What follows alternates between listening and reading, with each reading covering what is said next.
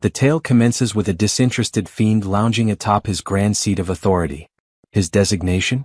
Kim Jang-kol, once nothing more than a typical postgraduate scholar residing in South Korea. Or at least that's who he used to be.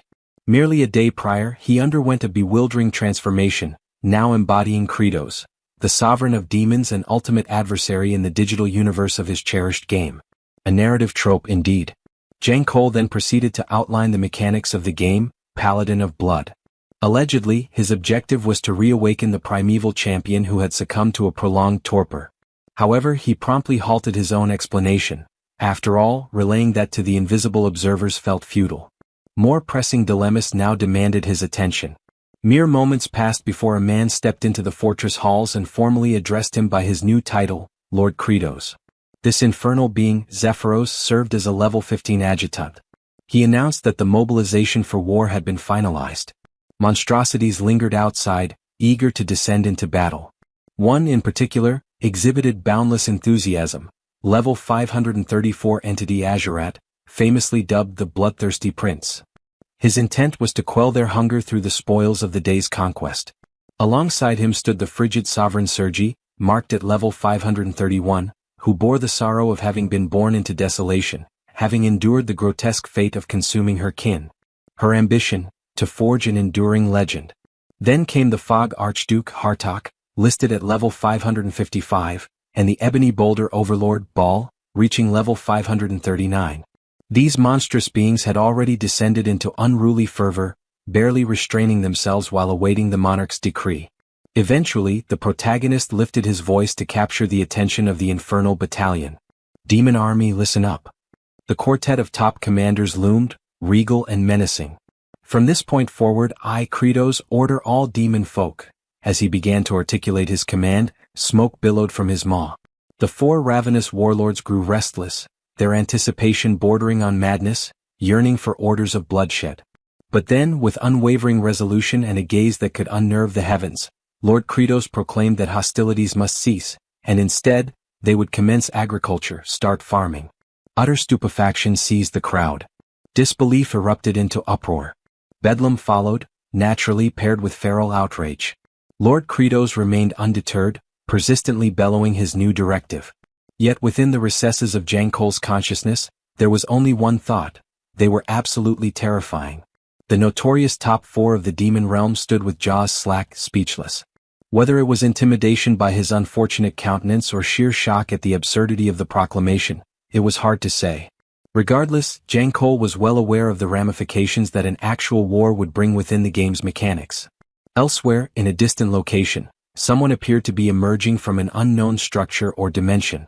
Simultaneously, an alert from the game's interface surfaced, stating that the participant was embarking on his 20th iteration. A celestial beam illuminated the figure. That individual? A player with a staggering level of 9,990, identified as Aged Kim Chi, a name that haunted Kratos as he was convinced this would be the one to end him. Strangely, there also seemed to be the odd implication that this formidable player might be clad in a gown. But before plunging into the imminent chaos, the narrative takes a step back, to the existence of our protagonist prior to being ensnared in the game's reality.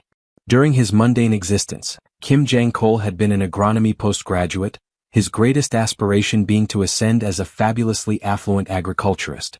By his own account, he considered himself a prodigy, having effortlessly sailed through his curriculum with top marks. So distinguished was his academic performance that even his instructor lauded him, going so far as to commission him to draft a thesis on his behalf. Of course, under the polite guise that it would greatly benefit Jang-kol's own scholarly advancement. Someone else requested his assistance on a separate endeavor, while another individual commanded him to till the soil. In the end, Yang Chul had essentially become the top-tier laborer. When fatigue finally overwhelmed him, he began to question the path his existence had taken. All the burden had fallen on his shoulders, while the professors reaped all the accolades. In frustration, he screamed his desire to eliminate all those insufferable individuals. His dopamine reserves were depleted, and he was spiraling into madness. The only relief, the only way to replenish his dopamine surge, was through immersive gaming. A specific title captured his obsession, one notoriously punishing and excruciatingly slow to progress within. No participant had ever completed the game's 19th cycle. Desperate for a sense of fulfillment, He began playing obsessively, foregoing rest entirely. He played through the first round, then the second, and continued relentlessly until he reached the 10th loop.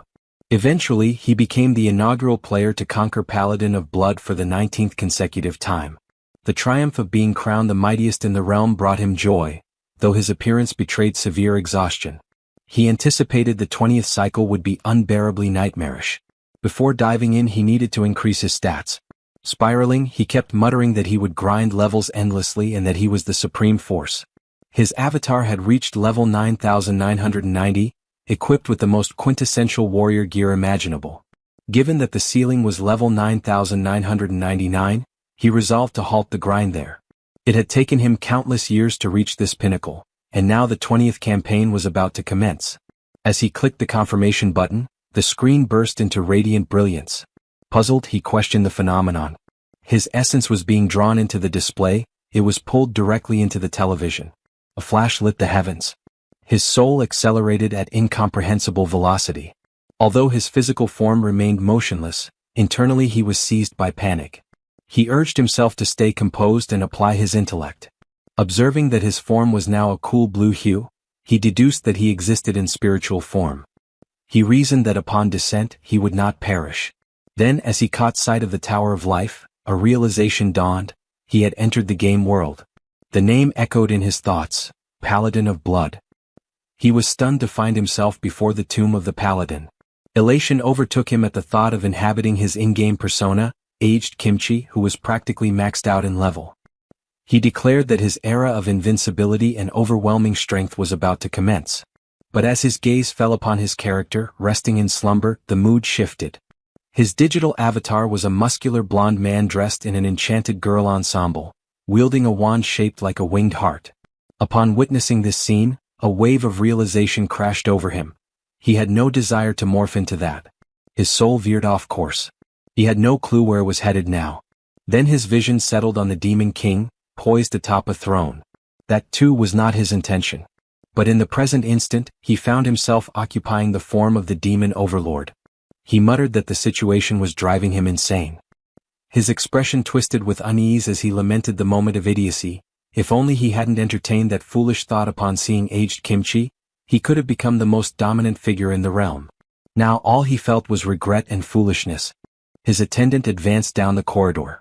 Zephyros perceived whispers echoing from within, rumors that Kratos had undeniably diminished in strength.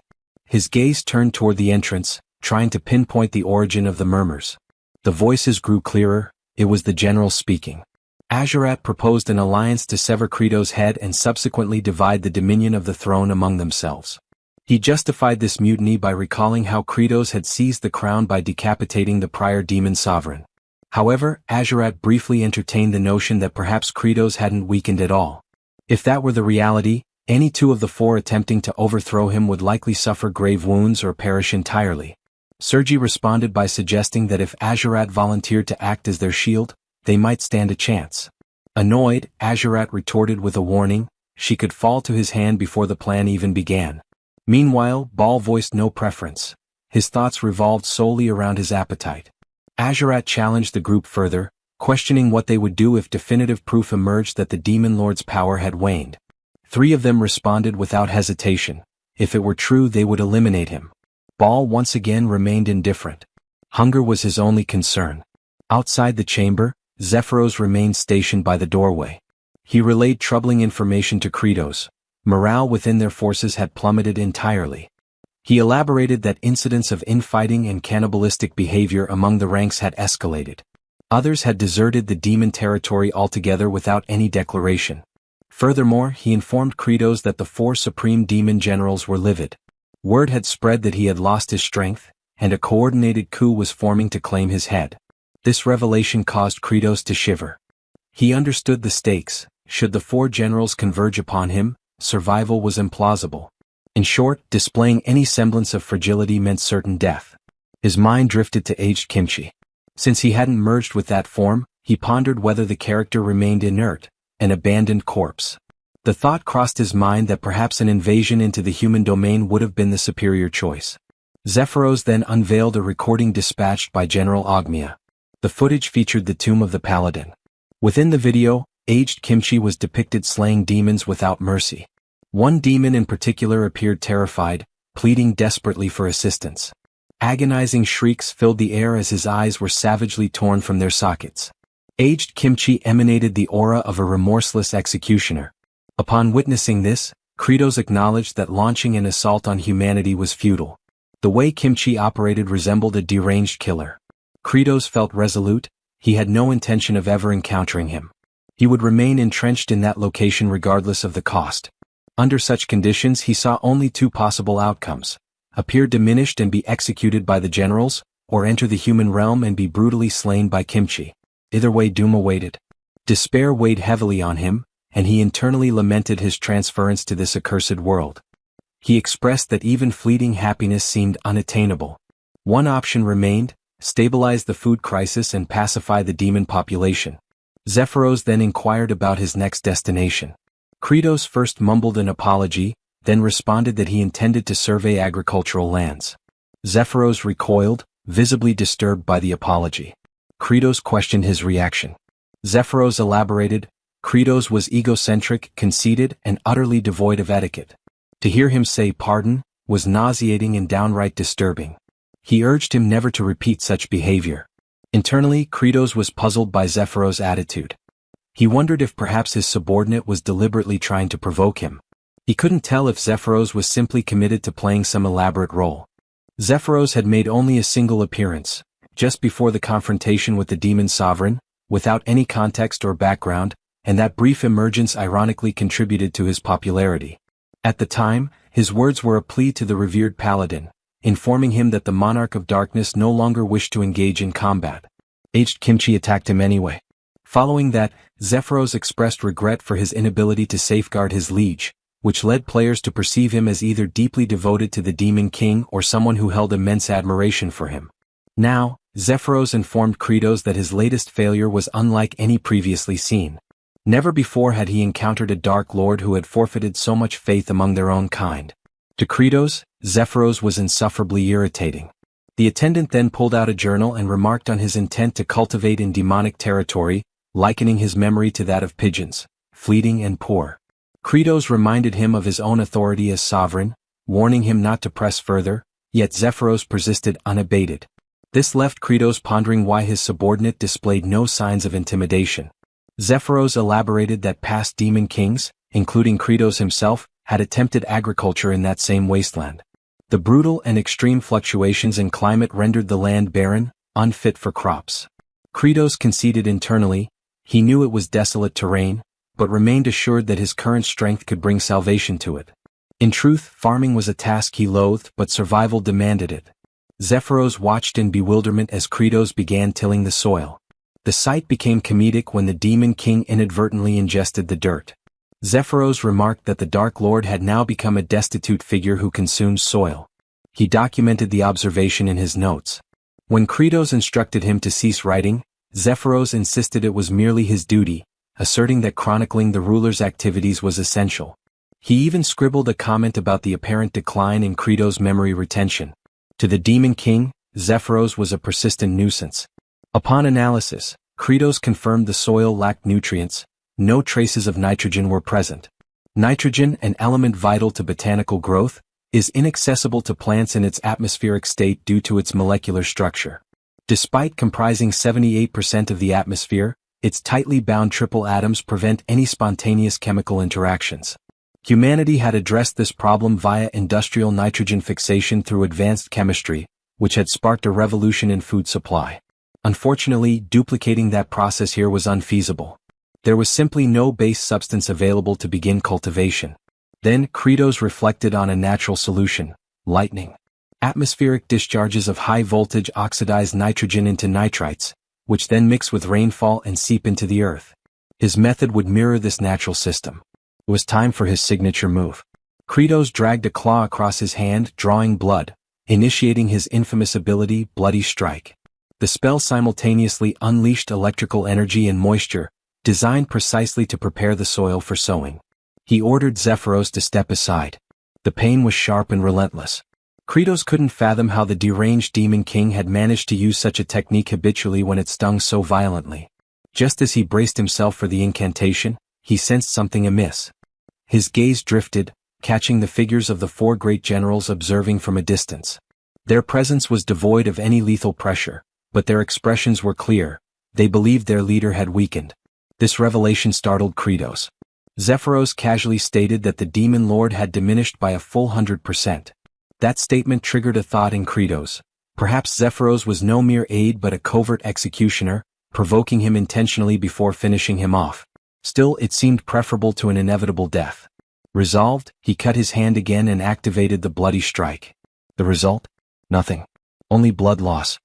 He winced openly, unable to mask the agony. Then came the generals. One of them stepped closer and inquired if he was feeling unwell. Not a single one of them even bothered projecting any aura of menace. The only thing Kratos could mutter was a curse beneath his breath. Elsewhere, aged Kimchi surveyed the immense landscape before him. Traces of his prior existence lingered in his memory. He had lived through more than a dozen lifetimes and had once been driven by a powerful summons, a call of obligation that guided his steps. But now that directive had vanished, and the once commanding voice had fallen silent. He found himself questioning the very purpose of his continued existence. A somber mood fell over him, his face cast in shadows of doubt. Back with the protagonist, hostile gazes bore down on him like those of predators sizing up prey. Azurat reiterated the fundamental principle among demons. Supremacy defined rulership. The most powerful one reigned as Demon King. Inwardly, Kratos admitted his fear. Each of the generals radiated an overwhelming presence, and he was all too aware of just how terrifyingly formidable they were. At that moment he couldn't even access any of his abilities.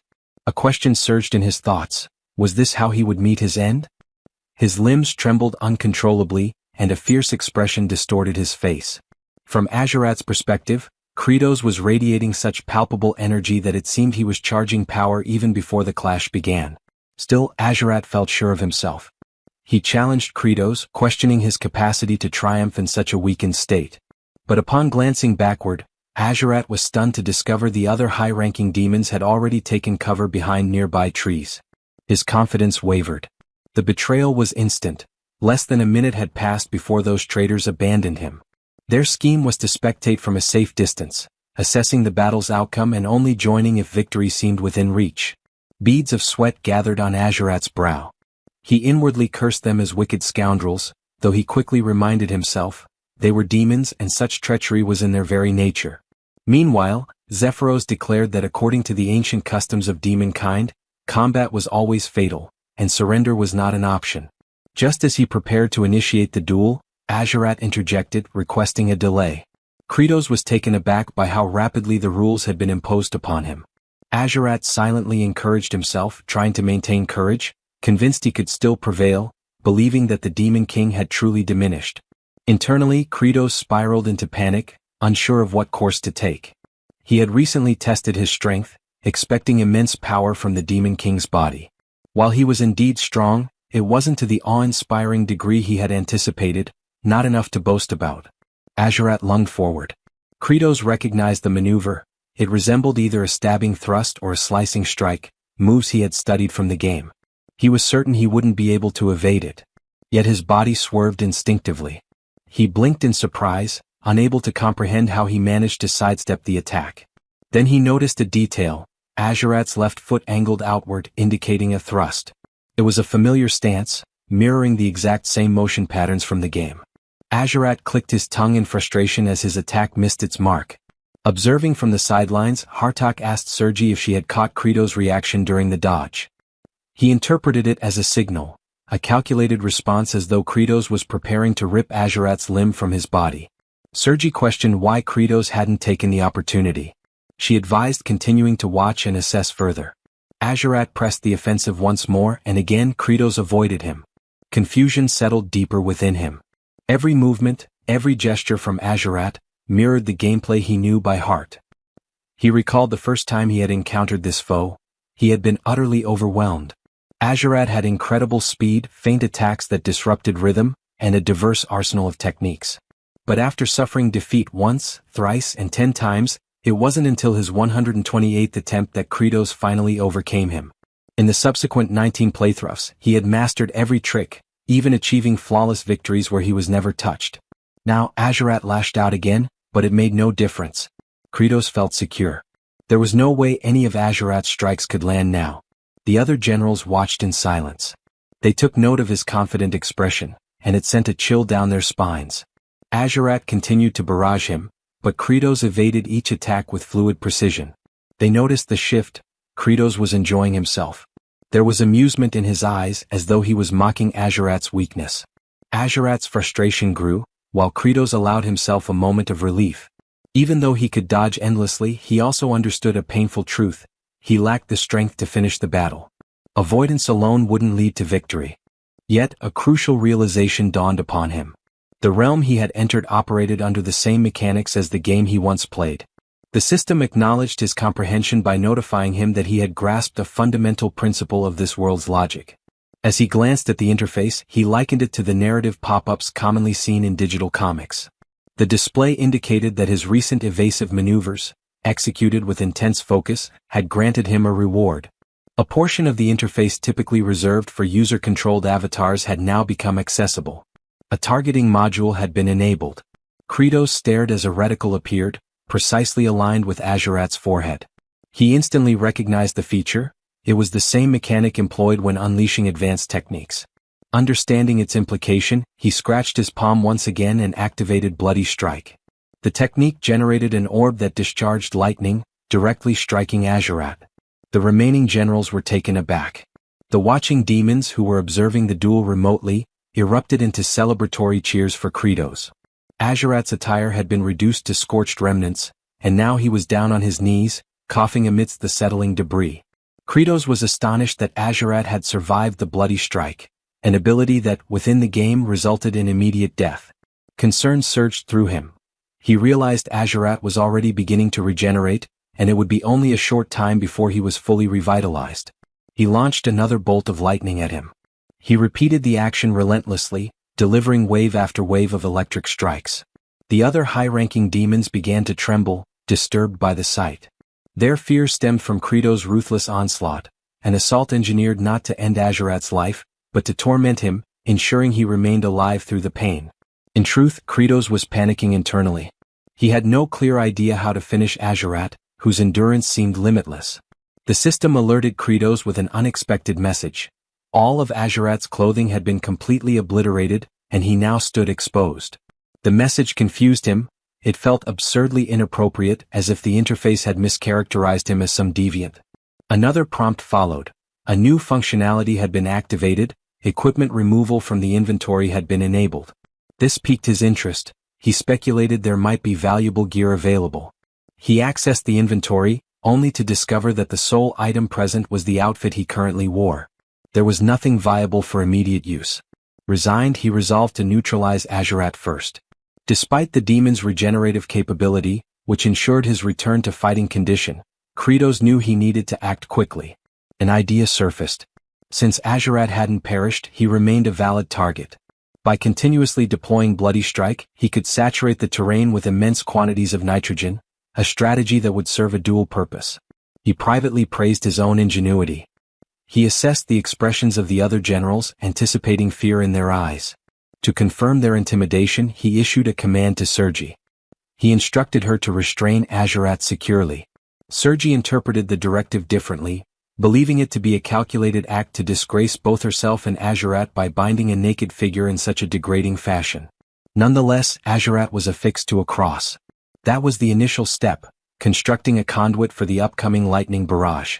Azurat remained unconscious while being positioned.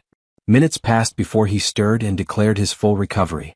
He mocked Kratos, stating that his inability to kill with Bloody Strike proved his decline in strength. He vowed to decapitate him. But Kratos had moved on to the second stage. By executing Bloody Strike, he aimed to oxidize atmospheric nitrogen into nitrite. He instructed Hartok to envelop the entire area in thick fog. The haze needed to be so dense that moisture would drip freely. Hartok, interpreting the plan as a means of amplifying the torment, concluded that Kratos was enhancing the lightning's conductivity to increase the pain. He admired the inventiveness of the approach, admitting it was an enlightening experience. He complied, conjuring the mist. This was the third phase, diffusing the fog. The fourth phase followed, strike and repeat. Kratos continued activating Bloody Strike, pushing his limits to the point of personal agony. Zephyros observed with an indifferent expression, unmoved by the spectacle. Meanwhile, the generals stood in stunned silence, overwhelmed by the sheer intensity. Azurat endured repeated blasts over and over again. Kratos found satisfaction in the process, not just for subduing his opponent, but because in doing so he was enriching the soil with nitrogen, rendering it fertile ground for cultivation. He imagined a prosperous yield awaiting him. That single thought filled him with anticipation. He unleashed another strike, continuing the cycle until twilight descended. Eventually the protagonist examined the earth. Satisfaction settled over him. All that remained was to maintain the infusion of nitrogen using the same method. His subsequent objective was to enhance the soil's quality. The current state of the terrain, loose, poorly bonded, with an inconsistent texture, prevented proper oxygen flow and retained excess water. For successful cultivation, a friable, crumb-structured soil was essential. Hence, the next necessary step was to produce fertilizer. He issued a command of utmost importance. He demanded organic waste. The high-ranking demons were staggered. Following the intense punishment inflicted on Azurat, they assumed the command implied smearing him with excrement. To them the idea bordered on savagery. They viewed the directive as unbelievably brutal. Elsewhere, beneath the bright midday sky, aged Kimchi wandered through the forest. A distant plea for aid reached his ears. He made his way toward the source, parting the foliage. There, behind the shrubbery, stood two individuals. They claimed to have been assaulted by goblins and requested assistance, offering compensation in return. For readers acquainted with these two figures, their identities were clear, true legends of the genre. Aged Kimchi's expression remained stern, unsettling the pair. Though he reassured them of his innocence, the men instinctively judged him to be deeply suspicious. He questioned their injuries and, without delay, hoisted the nobleman onto his shoulder like a sack of grain. The other man was instructed to guide them forward. While being carried, the noble remarked on Kimchi's strength.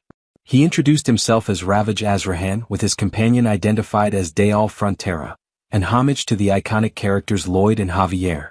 When Ravage inquired about Kimchi's identity, the reply was that it remained a mystery yet to be solved.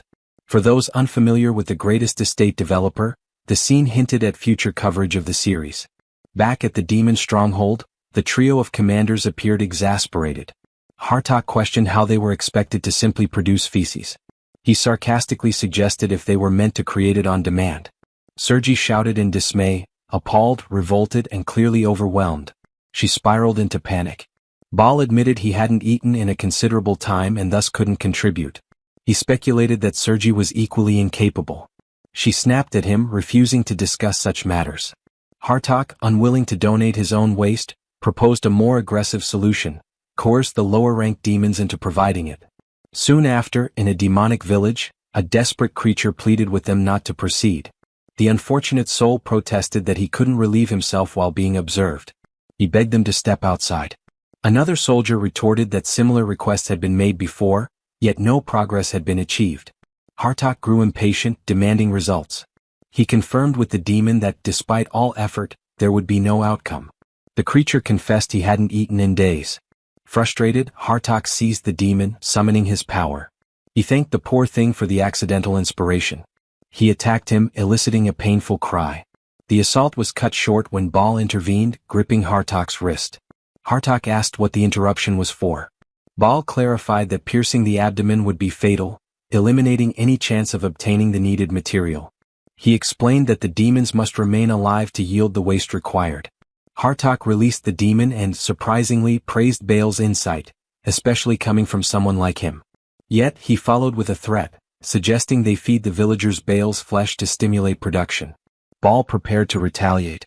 The captive demon trembled as tensions escalated.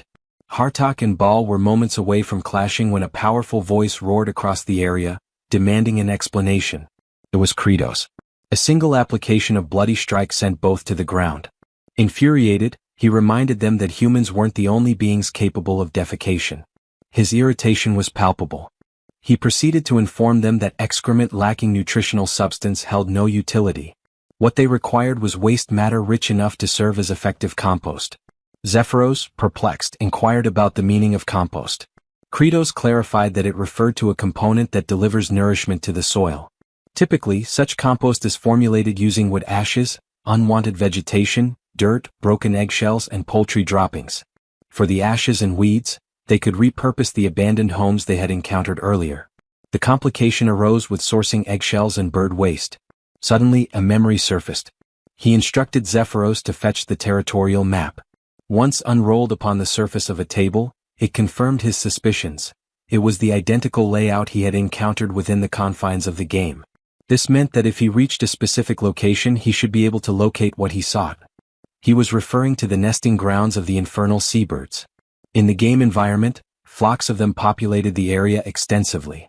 It implied that these creatures absorbed abundant nutrients from the lands of humans, and subsequently deposited both their excrement and eggs in that territory. Kratos considered it an ideal collection point. Zephyros hesitantly asked if the demon sovereign truly intended to gather waste from the seagulls. Kratos acknowledged the accuracy of the observation. Zephyros then disclosed the name of the area, the Cliff of No Return. There were no platforms or resting points, and anyone unfortunate enough to fall would be consumed by violent tides. Kratos confirmed that he was already aware of those hazards. The reason such a place was beyond player reach in the game was because it lacked systematic access. But in this reality he was confident in his ability to scale it. Upon arrival, the scene was unforgiving. Surging waves and towering stone columns dominated the surroundings. The commanders were bewildered by their liege's intentions. Many had attempted to hunt those seabirds in the past. Each endeavor had ended with the hunters succumbing to the sea's wrath. Kratos explained his strategy. He would ascend the cliff and hurl down a sack filled with excrement and eggshells. He commanded the generals to ensure it would be caught. If successful, everyone would have sustenance. Baal stood in silence. In his mind, he recalled the gaunt demon Hartok had strangled earlier, along with the emaciated figures lining the streets. The ocean's surges remained relentless. As Kratos prepared to leap, memories of his 13th playthrough surfaced. He had tried countless methods to reach the peak. Hundreds of failed attempts, dying repeatedly, had defined that journey. But now he leapt, watched intently by the generals and Zephyros. His self-assurance was unwavering, because he had conquered this obstacle before by exploiting a game-breaking flaw. Gripping a protruding rock, he held so tightly that an indentation formed in the cliff's surface. The commanders and Zephyros stared, astounded. Without delay, Kratos summoned his inventory and unequipped every article of clothing. The sight left them stunned. Only portions of his form, his hair, his flexed arm muscles, and his rear, were visible. The group struggled to contain their amusement at the absurd image. Kratos pushed his weight off the ledge, needing to rotate his torso. Sergi flushed and averted her face. Yet even as she turned, her eyes flicked back with thinly veiled curiosity. It became apparent, she harbored intrigue regarding the demon lord's anatomy. Kratos proceeded to rotate his form, once again removing all garments. His bare backside appeared again.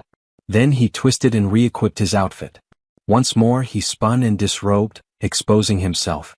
He repeated this cycle of rolling and equipping. With each motion upward, he advanced closer to the summit. The repeated appearance of his rear became almost comedic in nature. And at last he reached the top. He stood firmly atop the precipice, clothed and composed. Within a realm governed by a game-like structure, where equipment management and inventories operated like coded functions, and where boundaries marked unreachable zones on a virtual map, Kratos had pieced together all these elements. Through observation and trial, he became certain that reaching this forbidden edge was indeed within the realm of possibility. Baal, driven by the demon sovereign's promise of nourishment, resolved to lend his assistance. Zephyros grew alarmed by Baal's sudden initiative and attempted to halt him, but Baal had already launched himself forward, intent on following the monarch. Zephyros's cries drew Kratos' gaze. In a split second, Baal leapt, aspiring to emulate his liege. But the rocky surface offered no grip. Baal began to plummet. Thankfully, Kratos reached out and caught him mid-fall. At that moment, Kratos was bare-chested, only the upper portion of his form visible from behind the stone ledge, as he clung desperately to Baal's weight. To make it work, he needed to activate the same glitch that had allowed him passage earlier. His forearm veins bulged under the immense pressure. Baal's mass threatened to tear his limbs from their sockets. Inwardly, he questioned the rationale for saving someone like Baal, one of the four mighty generals who posed a potential danger to his rule. Wouldn't it be easier if the general simply ceased to exist? He voiced this internal conflict aloud, declaring that he held no obligation to rescue Baal. While gripping the general, Kratos's mind wandered back to a memory, a time when a peer, eyes red and voice cracking, had come to him for assistance. The professor had refused to accept this junior's paper, aiming instead to exploit the student endlessly for academic labor. The young man had pleaded with Kratos to speak with the professor, believing that the educator would heed the words of Jang Kyol, the most favored scholar. That youth had admired him. Since he was already serving as the top workhorse, perhaps the professor would be swayed. But fear had gripped him. He'd worried about jeopardizing his position, about placing himself in disfavor. So he told the boy that it wasn't his concern and walked away. And ever since he had wondered, what if he had stepped in? What if he had tried just a little harder? If he had pushed himself to his limits, perhaps the face that haunted him in memory would have worn a smile instead of despair. Now that same sensation welled up as Ball clung to him. In that moment of suspended peril, Kratos resolved to do what he hadn't done then. He clenched his jaw, braced himself, and shouted with all his might. His bones groaned under the strain. Summoning every ounce of his physical capability, he heaved the general upward, throwing Ball atop the cliff. The large figure crashed onto the stony surface. Meanwhile, Kratos cradled his fractured arm, pain evident in his posture. Ball, stunned, observed his sovereign's self-inflicted injury. The demon lord had risked his own well-being without necessity.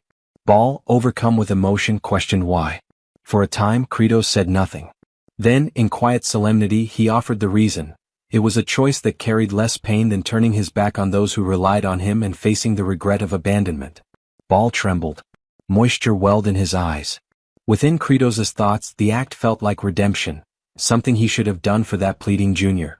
The regret of not assisting those in desperate need lingered in him, following him even across dimensions. At that poignant moment, a translucent system notification emerged. It stated that even while still not fully acclimated to the vessel of Demon King Kratos, he had exerted every fiber of strength. As a result, he had earned Baal's genuine gratitude, one of the 4 supreme commanders. Kratos became aware of the depth of that appreciation. To honor this milestone, the system activated a new feature. From now on, bestowing upon the army a shared sense of deep satisfaction would reward him with a substantial number of points. He reflected on the substantial quantity. The system promptly notified him that the happiness point, or HP, accumulation feature was now active. Kratos pondered what exactly a happiness point was. At first, he assumed it might be something akin to a discount coupon for frozen treats. The system, clearly irritated, rebuked his misunderstanding, questioning what kind of fantasy world would even offer ice cream. Startled by the system's direct and conversational tone, Kratos realized it could respond to his thoughts. It was then clarified that for every demon soldier who experienced satisfaction from a full belly, Kratos would earn a single happiness point. These points could then be used to enhance his attributes. At present, Kratos had access to merely a fifth of the demon lord's total strength. This revelation explained his relative weakness in comparison to his subordinates. The system encouraged him to develop all 5 of his attributes and strive to unlock the demon lord's full capabilities. Curious to try the function, Kratos attempted to increase his stamina by 10%.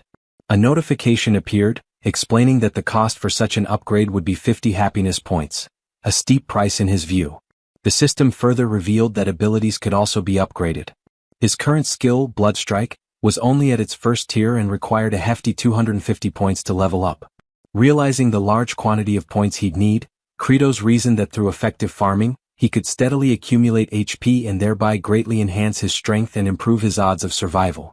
In addition to this revelation, he received something else: gratitude. With a sly grin, he quietly enjoyed the rare feeling. From Baal's perspective, however, the expression worn by the demon lord was far from comforting. It seemed to communicate a silent threat, a reminder that a debt had been formed and defiance would not end well. To Baal, Kratos appeared as a ruthless leader, one who didn't save lives out of compassion. Shortly after, the demon sovereign lifted a large eggshell and summoned the others' attention. He declared his intent to fill the shell with organic waste and toss it toward them. The trio stood frozen in disbelief, entirely unsure how to respond. As promised, the demon lord launched the container, its contents flung toward the stunned group. The unexpected barrage caused uproar. They had no time to react. It was quite literally a storm of filth. The 3 generals were overwhelmed, certain they had reached their limits. Meanwhile, Kratos believed this was only the beginning. He demanded full dedication to agriculture. The essential elements of natural fertilizer, seabird droppings, fragmented eggshells, scorched wood remnants and properly tilled soil, needed to be blended thoroughly. He summoned Sergi for this task and instructed her to pulverize and combine the materials. Sergi was dumbfounded. The command seemed beneath her station. Despite her numerous limbs, which made her ideally suited for the work, she was incensed. Proclaiming her status as the frigid monarch, she armed herself, stating that her appendages were not intended for menial duties like compost preparation. However, the intense gaze of Kratos silenced her. He offered an alternative, a simpler task.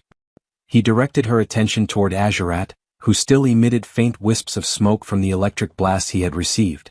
All she had to do was remain in place. A straightforward job, no? Thus, the regal monarch of ice became an unwilling mixer of compost. Rumor suggested she remained in that role to this day. Internally, Kratos was close to losing composure. He reminded himself that these generals were all volatile, and one misstep could easily end in disaster. But then he reminded himself of his position. He was the demon sovereign.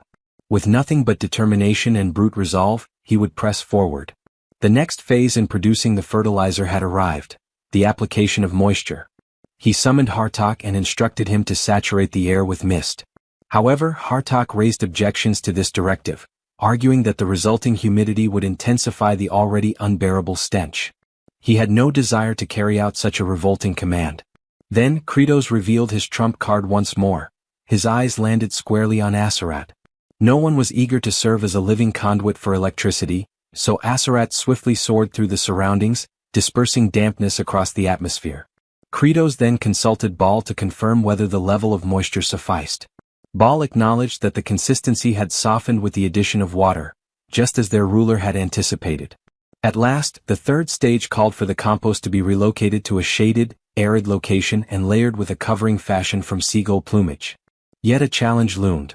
The demon lord knew that even producing a small quantity of this material would demand considerable time. To generate enough fertilizer for the expanse of terrain before him, he recognized that a full-scale mobilization of demonic manpower would be unavoidable. His expression hardened. Something troubled him, but it was an obligation he couldn't ignore. Kratos resolved to proceed under the authority granted by his crown. Later that evening, elsewhere within the dominion of demons, a modest wooden shelter came into view. Inside, two infernal beings resided. One reclined upon a makeshift bed. The figure lying down was a young female demon named Flute. She called out to her father, who inquired softly what had happened. Tears welled in her eyes as she offered a heart-wrenching suggestion, that her father should simply consume her. Outraged, the father rebuked the idea vehemently. He reminded her never to utter such despair again. But the girl, still mourning the absence of her mother, insisted, and her words struck deeper than any wound. Then a flashback unfolded. A monstrous demonic beast had once attempted to devour the child. She had cried out for aid, and just before the gaping maw reached her, a figure emerged, shielding her fragile body. It had been her mother. Without time to react, the maternal figure was swallowed whole, sacrificing herself to spare her daughter. In the present, her father spoke gently, explaining that without her, he would have no reason to keep living. Their somber exchange was disrupted by noises outside. The presence of Kratos and his subordinates had arrived. Flute's father froze, overwhelmed at the sight of the demon lord himself, his voice trembling uncontrollably. Hearing his reaction, Kratos concluded the demon still had vitality and thus issued the order for his capture. The father pleaded, explaining that there was no one else to care for his child, and if left alone she might fall prey to more powerful demons. Flute sobbed, begging them to release her father, but the demon lord remained unmoved. He then turned to Zephyros inquiring about the current count. Zephyros confirmed they had secured 20 demons and required 30 more to meet their goal. As Kratos turned to leave the residence, his eyes once again rested on the girl. She continued to cry, believing she was about to lose another parent. Inside the game she had been featured as a berserk adversary, a demon child driven mad. He had frantically tapped his controller, initiating a rapid slash to eliminate her. The look in her eyes now was identical to the one from that moment, and it momentarily stirred something inside him. But he was the demon king and emotion had no place in policy. Maintaining his stoic demeanor, he issued one final decree before departing. He commanded the cessation of all cannibalistic behavior among the demon kin. He also directed Zephyros to assemble the remaining infernal beings and order every one of them to begin working on fertilizer production immediately. At last, the protagonist fully accepted the mantle of leadership, and with it the accompanying burdens and trade-offs. Several days later, the demon inhabitants who had been conscripted had already begun to labor diligently across the fields. Wielding their weapons as crude tools, they turned over the composted earth. Among them, Flute's father, now known as Dyrok, voiced his skepticism. He questioned the value of this toil, convinced that their exertions over the past few days were fruitless. The notion of agriculture to him seemed utterly absurd. A companion cautioned him to be careful with such statements, warning that they could cost him his head. But Dyrok stood resolute, maintaining that regardless of what happened, their fate was already sealed. Even if the terrain became arable, they still lacked any viable crops to sow. As if summoned by the critique, Kratos materialized and addressed the doubt directly, posing a rhetorical question about the future of their planting efforts. Dyrok immediately recognized that he had spoken out of turn and was now in jeopardy. The Demon King instructed him to come along. What Dyrok was unaware of was that Kratos had already identified a potential answer days prior. On the very occasion he had faced opposition from his high-ranking officers, a particular violet blossom had caught his eye. He had instantly recognized it as a candidate for cultivation. And so, he guided Dyrok to stand before this same flower. Kratos informed him that they would be planting the roots of this plant. Baal and a segment of the agricultural unit had already retrieved samples from different areas. Dyrok, now unnerved, humbly explained that the root of this flower was inedible, capable of inducing severe stomach agony, even fatal consequences.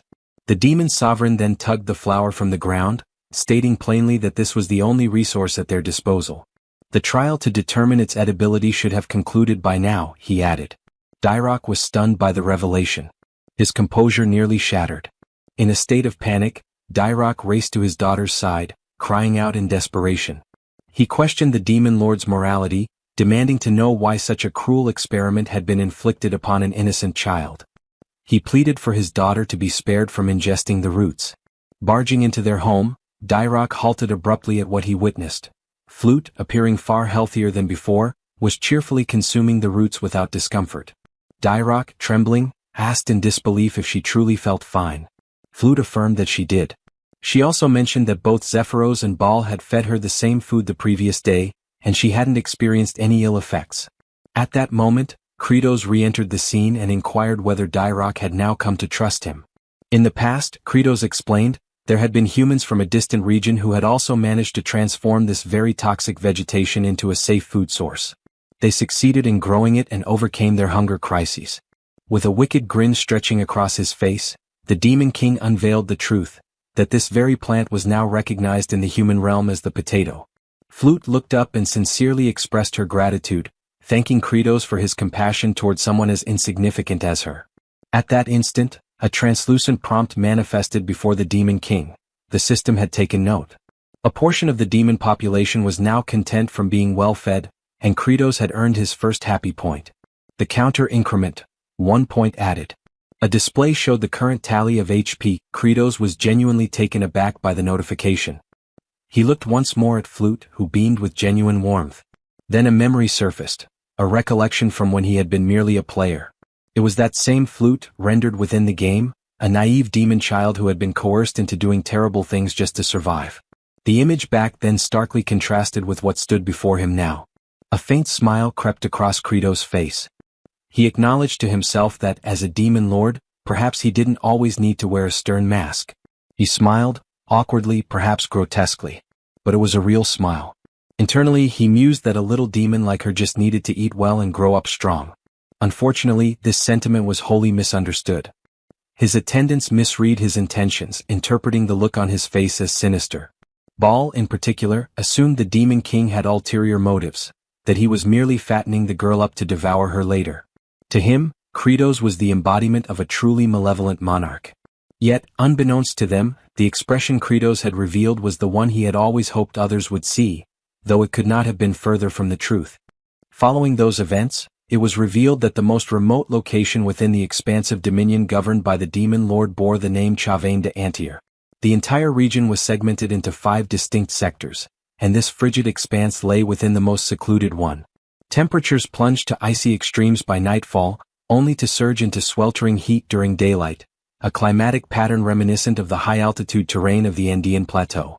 In historical accounts, inhabitants of the Andes often faced food shortages, leading them to consume wild tubers laced with toxins. But did such desperation lead to extinction? On the contrary, humankind exhibited a remarkable talent, the ability to transform harmful provisions into digestible sustenance. That very human ingenuity was now being emulated by Geshiel, now recognized as Kratos, the reigning demon sovereign. Soon after, Dirac appeared and informed the demon king that the tuberous roots had already been positioned across the cultivated terrain. In response, Kratos instructed Baal to pulverize them. Without hesitation, Baal launched himself high into the air, landing with tremendous force to smash the roots beneath his immense weight. Under such crushing pressure, those potatoes stood no chance of remaining whole. Baal's task was far from over, as he would be repeating this action throughout the entire day. Kratos had devised a meticulous process. The roots were to be frozen under the cold night sky for 5 consecutive evenings. Then, under the scorching heat of the day, they would be softened and subjected to Baal's powerful impact. This repetition, freezing, thawing, pounding, would extract the poisonous content and allow it to dissipate. Once this cycle had been executed enough times, the remnants would be dried, preserved, and lightly heated for consumption. Thus was created the demon realm's version of chunyo, wild potatoes rendered edible through careful preparation. The narrative returned to Kratos, who summoned Zephyros and instructed him to assemble the group of demons assigned to fertilizer production. Wearing a wicked grin, the demon lord declared that it was time for a break, snack time to be precise. He anticipated that his underlings would savor the food. As distribution commenced, the demons formed a queue, awaiting their share. Kratos announced that only 2 pieces would be allotted per individual due to limited supply. Zephyros, noting the sizable reserve of processed potatoes, inquired whether additional portions could be produced. Kratos expressed skepticism, stating that the remaining quantity wasn't sufficient to nourish the entire legion. Instead of consuming all of them, he planned to replant the tubers, allowing them to multiply exponentially. Moments later, as the wild potato portions were distributed, hesitation filled the air. The farming squad looked uneasily at the unfamiliar food, memories of lost kin weighing heavily. Dirac stepped in, reassuring them that the demon king had neutralized the toxic effects and that the roots were now safe for consumption. However, a particularly eccentric demon with a bizarre haircut mocked Dirac, calling him naive. He gestured toward Kratos, describing him as a sinister figure who wouldn't distribute food without an ulterior motive, likely intending to poison them. Yet Dirac remained undeterred. He boldly took a bite of the food. All eyes followed his chewing, their tension growing until he casually swallowed it. With tears brimming in his eyes, he shouted praise for the demon king. The rest of the laborers, observing Dirac's survival, promptly devoured their portions as well. And soon a second line formed, they eagerly sought more. Dirac, basking in his moment of vindication, was filled with pride. It was true, the demon lord had genuinely provided them with edible nourishment. The odd-haired demon, now swayed, began to lead a chant. Raising his left arm, he bellowed with enthusiasm, "Yes, Kratos." The demon king, however, was unimpressed by the awkward slogan and silently resolved to replace that ridiculous cheer at a later date. Off to the side, Zephyros studied Kratos' expression. He noted that the demon lord's countenance reflected unwavering belief that even in this barren wasteland, he would produce viable food. In that gaze, Zephyros sensed the possibility that Kratos might indeed be the one to finally end the cycle of starvation and despair that plagued their kind. At that very moment, the interface reappeared. A system notification declared that a segment of Kratos' forces was content due to having eaten. This time, the tally rose by 50 happy points, a reward for successfully feeding 50 members of the agricultural squad. The new cumulative total displayed boldly, HP equals 51. The protagonist observed the unfolding scene with visible amusement. A subtle grin crept across his face as he internally acknowledged that the total number of points accrued so far was quite respectable. With this accumulation, he could now afford to bolster his strength a bit. However, a decision had yet to be made on which attribute would be prioritized. At the moment, he remained uncertain. Perhaps it would be more prudent to continue stockpiling points for the time being. While he contemplated dividing labor between the fertilizer production group and the wild potato extraction team, Zephyros began to rally the attention of the field workers. The astute assistant had devised a plan to spread word throughout the village that a consumable crop could now be cultivated even in this desolate terrain. An incentive was offered. Any demon who unearthed wild potatoes would receive food coupons redeemable for chunyo. The announcement stirred celebration among the farming squad, while Kratos quietly evaluated Zephyros. He mused that the subordinate was every bit as clever as he appeared. Despite his irritating personality, he was undeniably one of the most resourceful allies in the group. Thanks to this campaign, the village demons diligently scoured the earth, unearthing every last wild potato. Meanwhile, fertilizer grinder Sergi and artificial precipitation specialist Hartok remained hard at work, each fulfilling their respective assignments. Lastly, Aserat, still securely restrained, awaited his next relocation. Kratos had merely been shifting the location where his living lightning conductor would be positioned. Upon determining the most suitable area, preparations were finalized. The demon lord then proceeded to discharge a series of electric bolts upon the familiar target, harnessing Aserat's endurance for the benefit of nitrogen enrichment. He truly toiled to ensure proper soil infusion. With fertilizer production reaching adequate levels, it was time to commence the subsequent phase, distributing the compost uniformly across the terrain. However, the sheer size of the land posed a significant challenge. The territory was far too extensive for a malnourished workforce sustained by only a few morsels of chunyo. Suddenly, Aserat summoned the strength to plead with the demon lord, asking for death to be swift. Yet the request was ignored. Instead, another jolt was sent his way. In Kratos' mind, eliminating an individual capable of remaining operational even while famished, all thanks to his regeneration trait, was foolish. He considered it a free source of nitrogen after all. Still, the dilemma of territorial expansion lingered. The Demon King pondered whether reinforcements were the only viable solution. He had previously instructed Zephyros to send requests for aid to the Star Masters. In the message, Zephyros had penned a firm directive: all offensive actions must cease, and manpower should be redirected toward agricultural development. Although this appeal had been dispatched to every sector within the Star region, no replies had been received. Kratos found this worrisome. He even speculated whether the courier had perished from hunger before reaching any recipients. A serious problem loomed if farmland expansion could not proceed swiftly. Elsewhere, in the realm of the demons, the first star zone, named the Cliff of the Dead, harbored its own developments. A servant knelt before his superior, relaying a reconnaissance report. Demon Lord Kratos had genuinely begun agricultural operations and seemed to have succeeded in creating edible sustenance. The master of this domain sighed, attributing Kratos' actions to fear, specifically fear of himself. This sinister figure, one whose power amplified with each demon's demise, interpreted Kratos' agricultural efforts as a tactic to halt both warfare and famine, thereby slowing his own growth. This elderly, Zeus-like entity was Saruthal, overseer of the First Star region and commonly referred to as the Father of the Dead.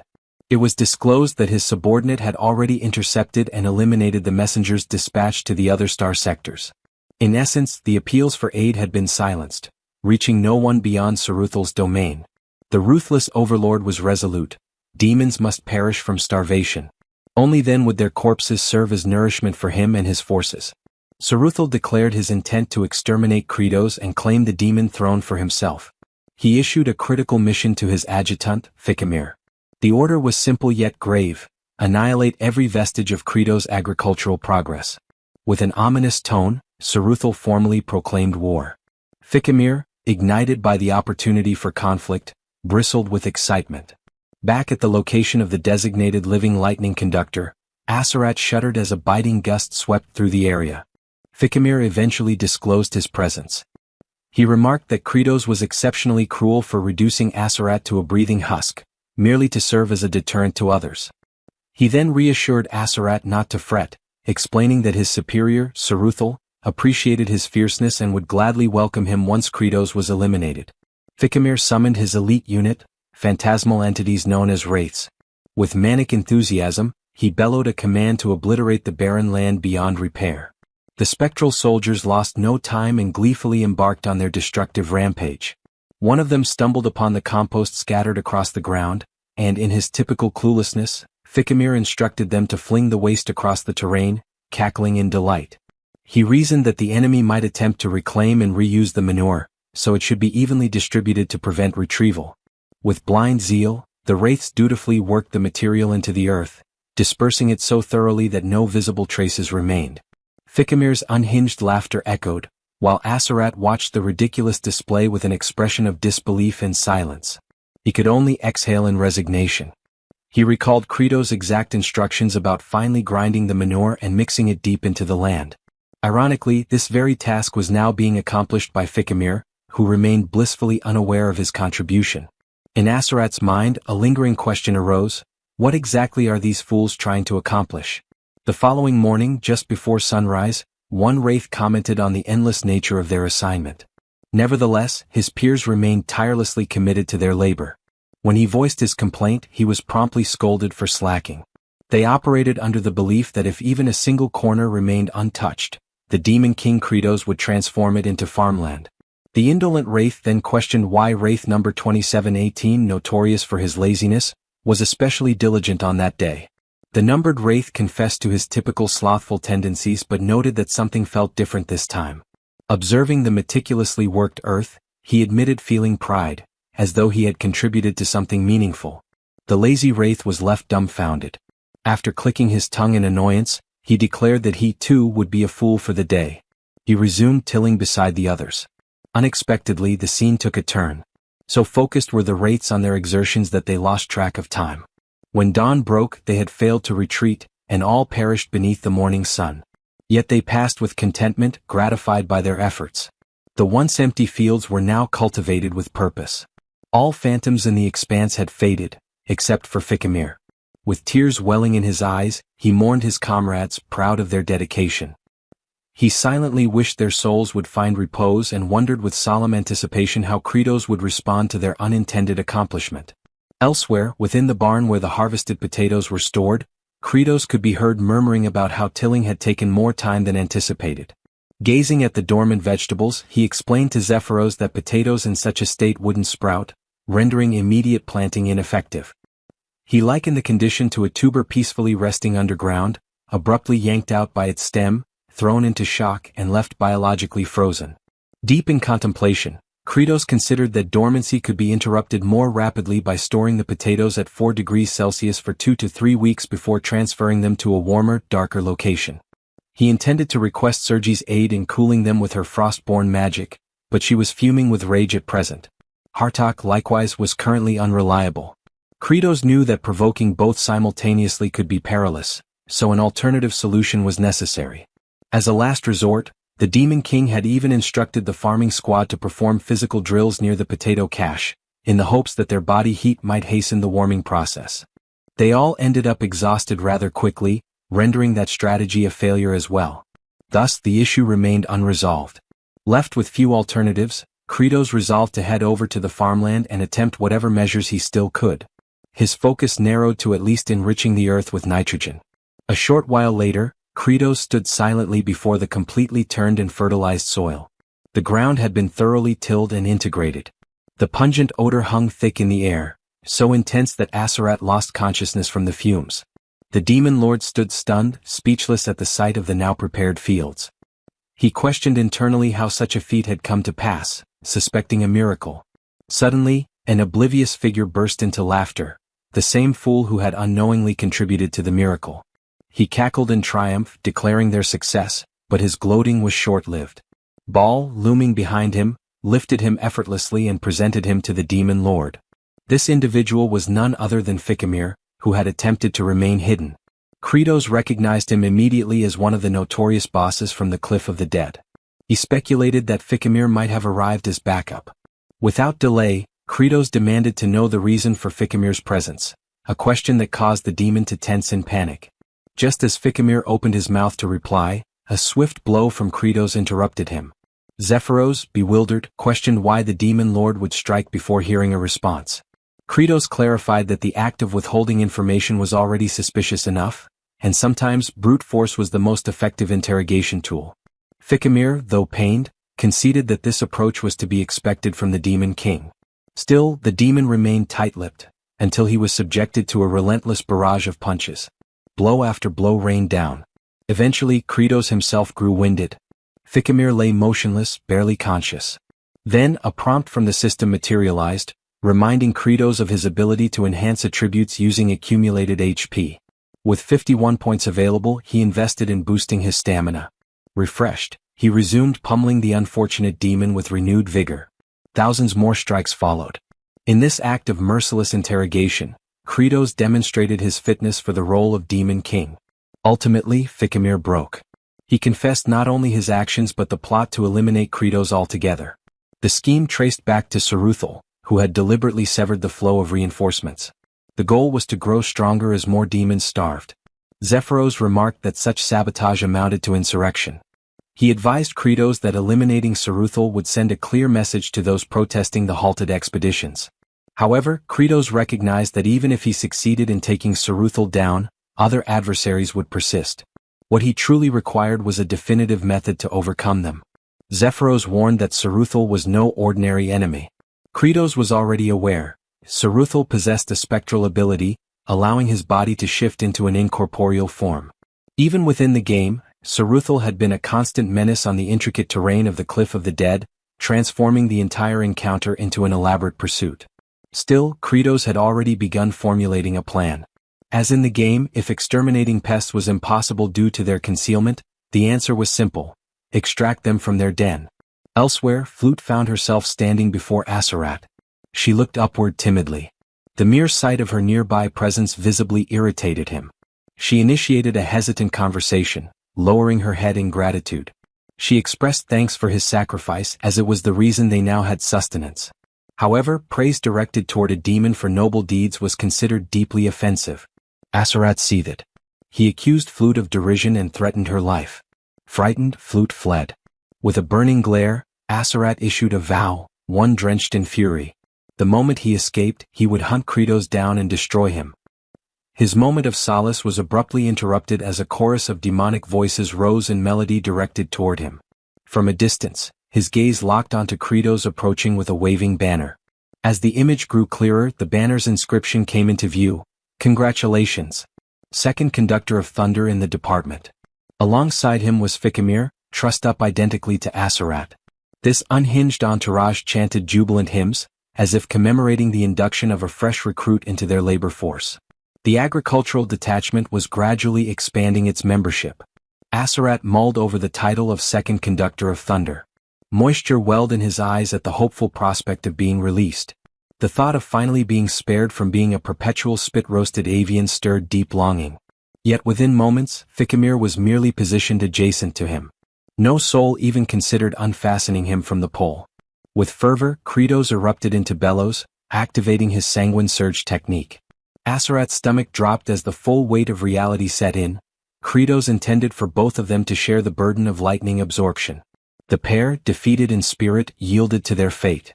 All the while, Saruthal observed from afar through his scrying orb. The notorious overlord shrieked with horror as his elite subordinate, Ficamir, was officially baptized as the next electro-grilled minion. The unsightly, celibate demon monarch persisted, unleashing strike after strike. Ficamir's wails echoed, his form writhing under the surges. Saruthal wept for his underling's torment. Still, Kratos showed no mercy. The thunder cracked. Ficamir's cries escalated, almost indistinguishable from unholy moans. He was beginning to show signs of perverse enjoyment. Surveying this grotesque display, Saruthal howled in protest. At that very instant, Kratos turned his attention sideways. There hovered the familiar reconnaissance specter from the game, a spectral avian clenching a crystal globe. This confirmed Saruthal's active surveillance. Rage simmered anew within Kratos. His adversary had not only sabotaged his crops, but was now watching with contemptuous amusement. He vowed to ensure Saruthal rued the day he meddled. By morning, young Fluck was seen burrowing around in the earth. Aserat monitored her from his constrained vantage point. He noticed the roughened texture of her palms. The roasted warrior questioned her motives. She meekly explained her desire to assist. After all, the Demon King, the 4 exalted generals, and every grown-up were toiling tirelessly in the fields. She longed to contribute. Aserat scoffed, branding her a naive, low-tier demon child. He grumbled that the idiot tethered beside him had already cultivated the patch she was digging. He suggested she direct her efforts somewhere useful. Hearing that, Fluck beamed with gratitude. She extended heartfelt thanks to Ficamir for tilling the field and offering himself as an additional lightning conduit. Ficamir's eyes glistened. Her words moved him. Suddenly the agony felt worthwhile. Asarat muttered under his breath that the man had officially gone off the rails. He mocked their agricultural ambitions in this forsaken land. He pointed out that the absurd potato they were trying to raise hadn't even sprouted. According to him, unless the spud cellar was warmed, no buds would grow. He predicted starvation. Fluck took that statement to heart and dashed away, almost skipping with determination. Asarat rolled his eyes, convinced that a feeble demon like her couldn't change anything. At high noon, Zephyros expressed subtle unease about the demon monarch's scheme. He suspected that Saruthal was surely aware of their ambush. He doubted the commander would risk showing up to rescue Ficamir. Kratos, however, expected no such thing. He anticipated Saruthal would dispatch underlings first. The goal was to decimate every single one of them, to force Saruthal's hand. He commanded his forces to ensure no survivors remained. The cultivator battalion now stood sentinel around the second lightning pillar. As the reconnaissance wraith soared above, Saruthal sneered at Kratos' strategy. He believed this idle vigil would prove fruitless. While admitting it was unfortunate for Ficamir, Saruthal remained fixated on one objective, crippling the harvest. He deployed his crop wraiths. And for the surprise of no one, they appeared at the heart of the potato deposit. Numerous reptilian phantoms emerged. Then, with no hesitation, the spectral invaders surged forward. Saruthal gave the directive to annihilate the entire stockpile of potatoes, ordering them to crush and obliterate every last one. The harvest phantoms stormed the storage barn. Unbeknownst to them, everything was unfolding exactly as Kratos had foreseen. The crop specters found themselves startled. Positioned atop the structure, the demon sovereign awaited. With a sly grin curving his lips, Kratos acknowledged their presence like a host welcoming guests to their final resting place. The ghostly intruders faltered, taken aback by the ambush. His mind drifted back to his initial encounter with these exact entities during his gaming days. Moments steeped in hopelessness. These were Saruthal's second-tier elite division. The greatest hazard lay in their tendency to swarm en masse. A mere touch from their incorporeal forms could trigger rapid aging in the afflicted. Worse still, they could replicate the skill sets currently equipped by their opponents. Truly an affliction. But Kratos, now seasoned in the mechanics of this world, had already calculated their downfall. With a vicious sneer, he declared his readiness to roast the first of them. Lightning-based implements were their kryptonite. The specters realized they had walked into a trap and began to withdraw. However, Kratos warned them that the real snare had only just begun. The ghouls glimpsed crimson streaks near the entryway, blood that Kratos had deliberately smeared the night before. Now activating the second tier of his technique, Kratos brought his palm crashing against the ground, unleashing arcs of electricity. The current surged along the blood channels until it reached the door, where it surged upward like a net of lightning. The move, known as wide-range crimson discharge, electrified the entire vicinity. In that moment, the crop wraiths resembled writhing motes, floating helpless. The strike landed, eliciting their silent shrieks, even though they possessed no vocal cords. With their resistance neutralized, physical strikes now became effective. Kratos summoned the cultivation regiment. These fierce warriors, long aching for battle, barreled into the fray with scythes and rakes so lethal they would intimidate any foe. Though outwardly unimpressive, these soldiers were secretly the most formidable units of the final battleground. With that knowledge, Kratos no longer considered the crop wraiths a threat. For the first time he felt like a cold, calculating apex demon ruler. He scanned the area for any lingering phantoms that had survived the barrage. Determined to personally finish them off, he prepared his next move. But a piercing cry shattered his focus. Fluck emerged from beneath the mountainous heap of potatoes. Her sudden appearance stunned Kratos. A spectral assailant locked onto her. Her father, locked in his own skirmish, was unable to reach her. Kratos, agitated by the chaotic unpredictability of it all, forced himself to prioritize. Eliminating as many fleeing phantoms as possible had to take precedence. Still, his eyes stayed fixed on Fluck. He knew the range of his crimson discharge wouldn't reach her position. In a desperate act, he hurled a potato toward the ghost. Of course he knew it was futile, but instinct took over. The vegetable bounced off the specter's head, which then caught it mid-air. To his astonishment, the tuber began to pulsate like a capturing sphere. A pink vortex enveloped it, and the creature's essence was absorbed into it. Then, poof, a faint sound echoed. The soul emerged from the potato and ricocheted toward the stockpile. Distracted, the remaining crop wraiths retreated unnoticed. Kratos blinked in disbelief at what had just occurred. The potato had sprouted. Suddenly, understanding dawned. These apparitions accelerated aging. They had inadvertently jump-started the dormant biological rhythm of the potatoes. Without pause, Kratos clasped Fluck in his arms. His gaze softened slightly as he offered her an expression of approval. Her body trembled. Turning to his militia, he summoned their attention. The time for drawing Saruthal out had ended. From now on they would take the initiative. An offensive approach would serve them better. Elsewhere, someone's eyes fluttered open. Confusion clouded their vision. The location was none other than lightning pole number 1. It was Asarat. His mind muddled, he pondered his own identity and purpose. The warm sunlight bathed his face, and he felt a fleeting moment of gratitude. Then his stomach let out a deep growl.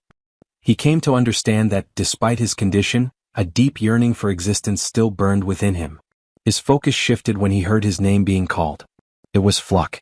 She expressed her gratitude, explaining that thanks to his tip regarding potato sprouting, everything had turned out well. She had even received a generous supply of chunyo as a result. She went on, mentioning how Kratos had assembled a considerable force of agrarian warriors. Yet, by this point, Azarat was no longer registering her words. His entire attention had zeroed in on the food she carried. The moment he laid eyes on the edible chunyo in Fluck's possession, his mind unraveled. Overwhelmed by hunger, he fixated on the meal. Aware of his craving, Fluck attempted to feed him by tossing a piece his way. Unfortunately, the morsel struck him square in the eye. Letting out a sharp groan, he threatened the child in irritation. Apologizing, she tried again. This time, she launched 3 pieces simultaneously, hoping at least one would land correctly. One chunk successfully entered his mouth, while the other 2 landed on his eyes once more. Despite the pain, tears welled up in his eyes, not from sorrow but from the sheer flavor. As he chewed, the delight overwhelmed him. At that moment, a notification arrived for Kratos. A member of his demon legion had experienced joy. 1 happy point was added. His cumulative total now stood at 302. This puzzled Kratos slightly. With the latest batch of recruits who had eaten chunyo, the total should have been 300 demons and Fluck. He couldn't quite figure out the identity of the extra source of happiness, but ultimately dismissed the thought. More points only meant more power, and he intended to conserve them for the upcoming raid on Saruthal. Rousing his troops, he ordered the cultivation warriors to press forward. With fervent energy, he rallied them in the name of a prosperous yield. Hours passed until they reached the threshold of Sarathal's stronghold. Saruthal, foreseeing the assault, instructed his minions to sever the rope bridge. As the bridge collapsed, the phantoms mocked the approaching demons, ridiculing them with jeers. Their amusement didn't last long. Without hesitation, Kratos lunged across the chasm. Panic swept through the wraiths, until they realized he had miscalculated. He was plummeting. The phantoms erupted with laughter, calling him brainless for attempting such a reckless leap. Then the laughter died. They spotted fragments of his form embedded into the cliff face, once again with his posterior exposed. The ultimate glitch maneuver had been activated. The spirits flushed, blushing in discomfort. Slowly, Kratos began his ascent, turning once, turning again, revealing his backside with each twist. His expression remained grim and menacing. With a few more contortions, the demon lord reached the top. The specters, thoroughly unsettled, groaned in disgust. Kratos then gestured toward Zephyros, signaling the next phase of the operation. Zephyros gave a subtle nod in return. Kratos bolted inside. As per his calculated tactics, the food wraiths were expected to fear the potatoes. But by charging in unarmed and alone, he increased the odds they would fall for the trap. As predicted, Saruthal dispatched his food wraiths, believing the demon king lacked the cursed tubers. Any contact with him would be their triumph. The spectral attackers surged forward. Kratos initiated a concealed maneuver, his so-called quantum leap. A glitch-based strategy now branded with an impressive name.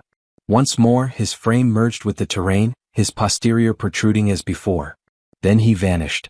The wraiths, unnerved, muttered about the bizarre nature of his movements, wondering when he gained the ability to phase through solid matter. They sensed him overhead. Lunging, they managed to grab hold of him. Victory seemed imminent, until he disappeared yet again. This marked the 19th occasion on which Kratos had executed this plan. He had memorized every crevice of the terrain. Having visualized the entire battlefield by combining all areas of enemy spawn from the game, he stood dead center, surrounded entirely by the food wraiths. Drawing in a breath, Kratos steadied himself. The phantoms believed he must be fatigued, even as the sovereign of demons. But Kratos declared internally that he no longer stood there as a ruler, he was a seasoned gamer. In the distance, Zephyros shouted the cue. He ordered the next step. From all directions the cultivation squad appeared, launching their weapons. Not balls but potatoes. The tubers struck the agricultural phantoms directly. Simultaneously, Kratos instructed them to commence cultivation efforts. A few more seconds passed, just enough to fully appreciate the grandeur of the moment. Initially, Zephyros harbored some uncertainty regarding the strategy, yet soon came to grasp that the demon sovereign had once again devised a flawless approach. Earlier, Kratos had informed him that while he lured the crop wraiths into a single confined location, Zephyros was to direct the cultivation sentries along a mapped-out route. Zephyros reviewed the diagram of a forsaken, ancient watercourse, nothing but a cul-de-sac or so it appeared. Kratos insisted otherwise. He declared that something was indeed hidden there, a covert passage, one he had personally uncovered. Following his escape from the nightmarish cliff of the deceased, just before entering the ultimate zone, he had explored thoroughly and noticed something unusual. Despite the area appearing empty, the craftsmanship of the environment seemed deliberate. Then he observed an odd section on the stone wall. After slashing it with a blade, the wall shifted open. That's how the areas had been linked. The hidden corridor bridged the battlefield where the initial confrontation with Saruthal had occurred and the cavern deep beyond. At first, he hadn't been able to access it until he cleared the surroundings. Only then could he claim the elixir of metamorphosis. If such an artifact existed in the real realm, he was advised to retrieve it. The elixir was a distillation of numerous fallen fleshly souls. It could only be ingested once, with its exact effects unknown. Back in the present, the field hands rejoiced as they gathered the sprouted spuds. The sight of it implied they were ready to sow them. Flute's father thought tenderly of her and of how they might finally enjoy full meals. But witnessing all of this, Kratos' features darkened. A memory surfaced. He once starved so severely that a kindly elder woman offered him food. She had even promised a hearty supper if he could just hold out a little longer. The next thing he remembered, an ambulance was parked nearby. That thought soured his expression. With that grim recollection fresh, he declared a statement that caused the workers to cheer. Anyone who interfered with their long-awaited nourishment would be utterly annihilated. Just then someone called out to the overlord. It was Baal, announcing his readiness to assist against Saruthal. Kratos, however, ordered Baal to focus on carrying the provisions. Combat belonged to the head of the chain. Meanwhile, Saruthal invoked the great spirit of glacial heart. He beseeched it to ensnare more souls with its frozen wrath and grant him a surge of reinforcements and might. Out of nowhere, Kratos landed a forceful kick square into his back, sending him to the ground. Saruthal lay stunned, face against the dirt, shocked by the Demon King's sudden arrival. Kratos coldly responded that it was no longer his concern. Pest extermination was now underway. As Saruthal remained crouched, Kratos loomed above. The former rebuked Kratos, branding him foolish to believe he could triumph single-handedly. Saruthal's form began to morph. He disclosed his genuine prowess. Despite the dramatic transformation, Kratos showed no reaction. His expression was blank, almost disinterested, for he had witnessed this countless times, 19 to be exact. In past playthroughs, while chasing the ever-fleeing Saruthal across the hazardous cliffs, aged Kimchi's player frequently ran into his minions. By the end, nearly every creature inhabiting those bluffs had been eradicated. Eventually, Saruthal retreated into the chamber containing the Heart of Ice Spirit. A fearsome relic, allegedly forged from the death of an ancient drake, it unleashed a chilling energy that ensnared wandering phantoms in the land of the living.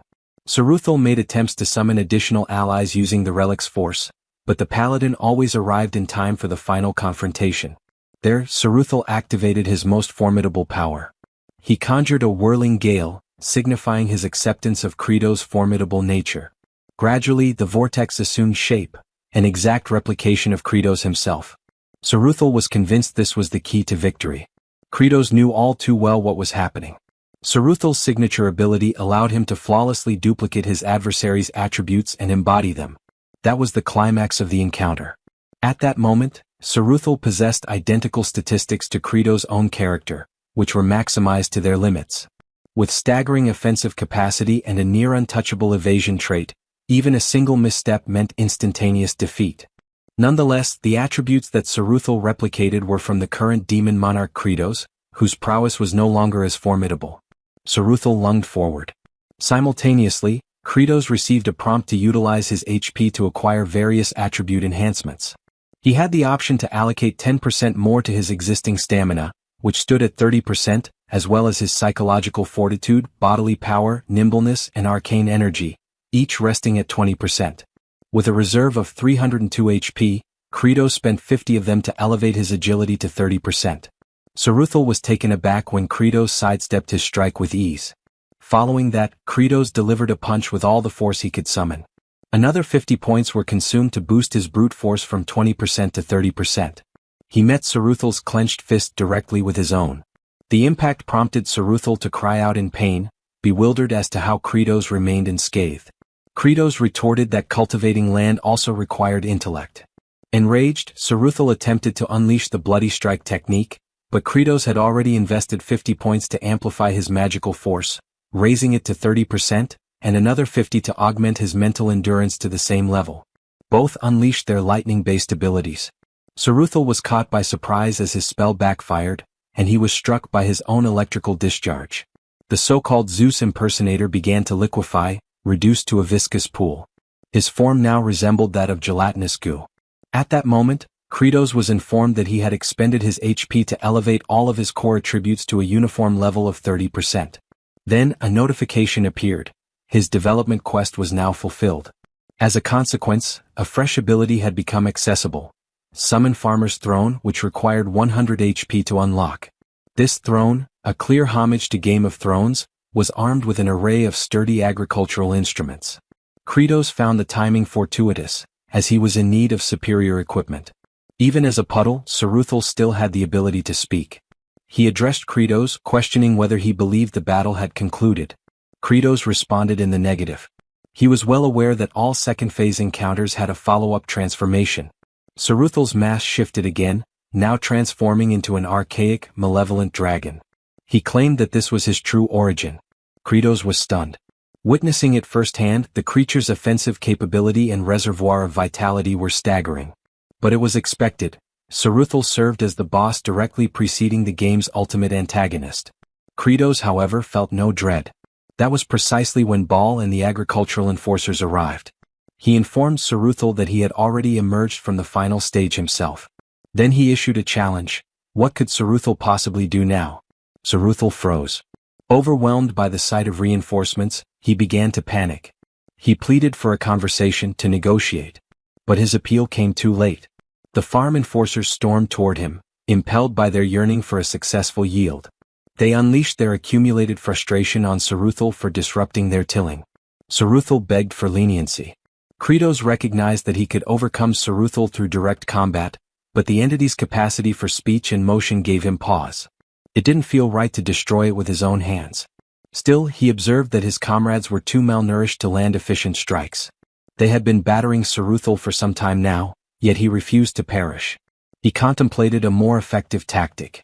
Kratos activated the Summon Farmer's Throne skill, draining 100 HP and leaving him with just 2 points. A beam of verdant luminescence descended from the heavens, slowly lowering the throne. Then, without warning, it plummeted with explosive velocity. Kratos flinched in astonishment. The throne landed squarely atop Saruthal, generating a crater upon impact.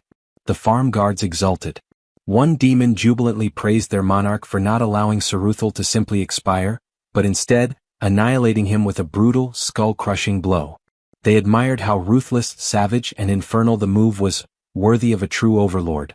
Another cried out that such a feat could only be pulled off by the Demon King himself, and that lesser beings like them could never imitate such dominance. They chanted Kratos' name in triumph. He blended with the celebration, shouting with pride. Elsewhere, among the lightning-bound, Fikimir came to a realization. With his superior defeated, he now understood that it was time for his own ascension. By now, the entire farmland had been cultivated. The purpose of Lightning Rod number 2 had been fulfilled. With the raid concluded, their principal objective was achieved. The potato shoots had sprouted, and Kratos had successfully eliminated every blight that jeopardized the upcoming yield. With those hurdles overcome, he exclaimed with fervor that it was the moment to sow the tubers. Yet before they could vacate the premises, the crystalline orb situated upon the pedestal stirred. Kratos took notice. A notification appeared.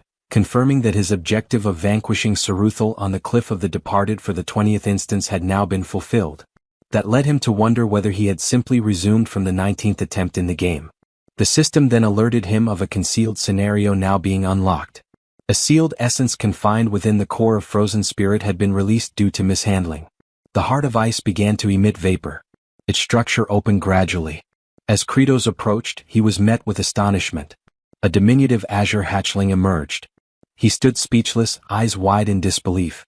The juvenile dragon noticed him. With excitement it uttered a name, T-Bone. Their gazes locked in stillness. The small WRM pondered if this bizarre entity before him might be his parent. As Kratos extended his hand, the little one shuddered with sensitivity. The dragon remembered hatching from its shell in pitch blackness, overwhelmed with fear, yet now relieved that its father had found him. That sense of comfort quickly faded once it got a good look at Kratos' unfortunate visage. Even though Kratos made an admiring remark about the creature's cuteness, the hatchling quaked in apprehension. As the group began to exit the chamber, the overzealous agricultural enforcers jokingly hollered about cooking the baby drake. This left the creature misty-eyed. Kratos rebuked them, labeling them fools, and reminded them that raising the beast first would yield greater returns. This, of course, led the little one to suspect that its supposed caretaker might actually intend to consume it. Kratos came to a halt when he noticed the awaiting crowd. The demons had gathered to welcome back the farming core, their expressions sincere with joy. Fluck ran directly into her father's arms. Families reunited in warmth and relief. The baby dragon's cheeks turned rosy as it sensed the shared affection in the air. He glanced up at the figure holding him, realizing that perhaps they weren't so frightening after all. That was until he looked once more at the face of his so-called guardian. His opinion reversed immediately. No, they were absolutely terrifying. As twilight descended, the hatchling trembled in a shadowy corner. He cautiously peeked out, only to catch sight of the demon sovereign's ominous expression again. It made the little dragon assume they were merely biding their time until he matured enough to be eaten. Meanwhile, the overlord himself was absorbed in thought, primarily concerning how to nourish the young drake. He had heard somewhere that juvenile dragons fed on polished minerals, yet there wasn't a single gemstone in sight. Only piles of corroded scrap littered the storage. Zephyros soon arrived to give his report. As anticipated, significant setbacks had arisen during the construction of embankments. To cultivate vegetation properly, earthen ridges were necessary, raised mounds lining the fields. Ideally, such structures required untainted soil, but their terrain was littered with fragments of stone. Despite their efforts, each attempt by the farm guards to dig deeper resulted in the emergence of more debris. The baby dragon misinterpreted the situation, thinking he was already being forced into labor like the others, though in reality, Kratos merely held him. The demon lord reflected that their terrain more closely resembled a coal excavation site than a field. At the current pace, merely removing the stones would take an eternity. Worse yet, relying so heavily on the workforce daily would rapidly deplete the store of chunios intended for incentives. Even the prospect of receiving backup from other high-ranking demons wouldn't solve the dilemma. A sinister expression again crept across Kratos' face. He daydreamed about being the protagonist in a fantasy serial, one with the ability to summon a magical companion. He imagined some sort of burrowing beast like a wombat, capable of clearing the stones effortlessly. The hatchling in his grasp visibly shook once more, unnerved by the increasingly dreadful countenance his parent was making. Kratos observed Fluke as she diligently dug into the terrain. Her expression was firm with resolve. He continued watching her and came to the realization that it was time to stop complaining and instead devise a solution. While he was immersed in his own reflections, a sudden cry pierced the air, razor squall. Kratos turned pale. A colossal whirlwind was barreling toward them, gaining speed rapidly. It slipped his mind completely. He had known that this expansive barren land occasionally produced vents that released slicing gales at random intervals, and getting caught in one would result in being torn to shreds in moments. He shouted for everyone to seek shelter behind the stone formations. They scrambled toward anything that could provide shadow and dropped low to the ground. Kratos also bolted for cover, but even though the slicing wind was still a distance away, the sheer force of the air pressure was staggering. What he had experienced during gameplay didn't even come close. This was a calamity of nature, the greatest peril to cultivation efforts. But amidst the chaos, he spotted Fluke dashing toward the incoming vortex. Kratos' eyes widened. She wasn't fleeing, she was heading to Azurat. Her father took off after her. Irritation surged in Kratos at the reckless girl. Without hesitation, he handed the hatchling to his own father, instructing him to protect the young Drake, warning that anyone who pursued him would face consequences. Bale cried out in protest, warning Kratos that the area was too treacherous, that death was likely. Kratos was fully aware of the risk. But he couldn't bear the thought of losing either his vital lightning conductor or an essential laborer. Cultivation wasn't some peaceful, leisurely endeavor involving leisurely fruit picking. Fluke, struggling, attempted to move the pole, but her efforts were fruitless. Azurat shouted for her to abandon the attempt and escape. In Kratos' mind, he likened both agriculture and survival to waging war. He yelled at the child to step aside, then drove his foot into the stake, shattering it. Azurat let out a piercing scream as he toppled, smacking the ground face first. The demon sovereign's cheek was sliced open. Fluke, though lacerated across her body, continued attempting to untie the restraints. Azurat insisted the knot was one of the binding types, so tight not even one of the 4 heavenly generals could release it. He was adamant she wouldn't succeed and told her again to retreat. Fluke gasped in shock as she was abruptly lifted. Kratos had hoisted both her and the stake. The young WRM could sense the sheer exertion of strength. It knew its guardian was no paragon of durability. Blood poured from Kratos' wounds as he let out a roar and sprinted with all the energy he could muster. The tiny Drake, understanding the toll on his caretaker's body, gazed in astonishment at how far the Demon King was willing to go for others. The bladed wind storm drew near. Kratos ran, leaking crimson from his injuries as the storm approached with unrelenting speed. Eventually his body gave in. He collapsed, clutching Fluke tightly in his arms. The pole slipped from his grasp as he hit the dirt. The baby dragon flapped toward his guardian. He now perceived him as a benevolent being. The hatchling inched closer, then inhaled deeply and cried out the name T-Bone at the top of his lungs, unleashing a torrent of glacial wind. It clashed directly with the approaching razor storm. Kratos sensed the violent wind current diminish. He concluded the young dragon had utilized its cryogenic breath to disrupt the upward drafts fueling the vortex. Meanwhile, the tiny creature continued its effort. Despite its small frame, the dragon released a remarkably potent blast of frigid air. At that moment, Kratos resigned himself to his fate, understanding that such a feat might be overwhelming for a hatchling. The shredding wind loomed ever nearer. But then salvation arrived. 3 demons raced to their aid. Fluke's father lifted Kratos, Zephyros swept up Fluke, and Baal carried Azurat. Alongside the infant dragon, they fled from the deadly storm, exerting every ounce of speed and strength they possessed. Later on, Kratos was resting on his bed. 2 commanders approached him, both wearing sinister expressions. Hartok remarked that at last the demon overlord had drifted off, and that he would finally sever his head. Sergi concurred and mentioned that once they dealt with the remaining 2 fools, one of them would rise as the new demon monarch. They both pledged to remain partners until that moment. They pushed open the door and stepped into the chamber, immediately advancing toward the bed, ready to unleash their assaults. However, they froze midway, noticing something odd as the demon overlord had his eyes wide open with a chilling stare. They stood frozen, feeling as if they had been anticipated, yet chose to push forward since it might be their only shot. Just then, Baal and Azurat entered the chamber, questioning what the 2 thought they were attempting. The towering figure warned that the demon overlord was resting peacefully and that they shouldn't interrupt him. He also added about the expression Kratos made while dozing off, creepy enough to deserve the title of demon overlord even in slumber. With that, he stressed that if they dared disturb their master's rest, they would deeply regret it. The one wearing the monocle admitted he understood the muscle-bound brute's point, but questioned whether Azurat was in the same boat, considering siding with a demon overlord obsessed with agriculture. Azurat answered that he wasn't particularly thrilled about it, but owed his life to Kratos, and thus was merely repaying that debt. Hartok then asked if he hadn't realized yet that this entire potato farming scheme was only causing chaos, certain that beyond failing, it would drive them all into famine. So he wished to know if that didn't bother him. Without delay, Azurat responded that things were simply like that, and recalled young Flute toiling so earnestly despite her age. For that reason he stated if they wished to survive, they had to be willing to risk their lives. Even though he preferred risking it in combat as that was simply his nature. The one with the monocle firmly declared they would regret that decision, then exited the room with Sergi. At that instant, the commanders heard a noise from the chamber and saw that the demon overlord had awakened. Kratos, bewildered, called out Azurat's name, and the general questioned whether he might have overheard their entire discussion, though he quickly clarified he wasn't supporting him or anything similar. He insisted that he was merely repaying what he owed or something along those lines. Nonetheless, Kratos, with a menacing glare, demanded to know what on earth the lightning rod was doing walking around. Azurat, puzzled, had no time to react before receiving a bloody strike so intense it was visible from outside the fortress.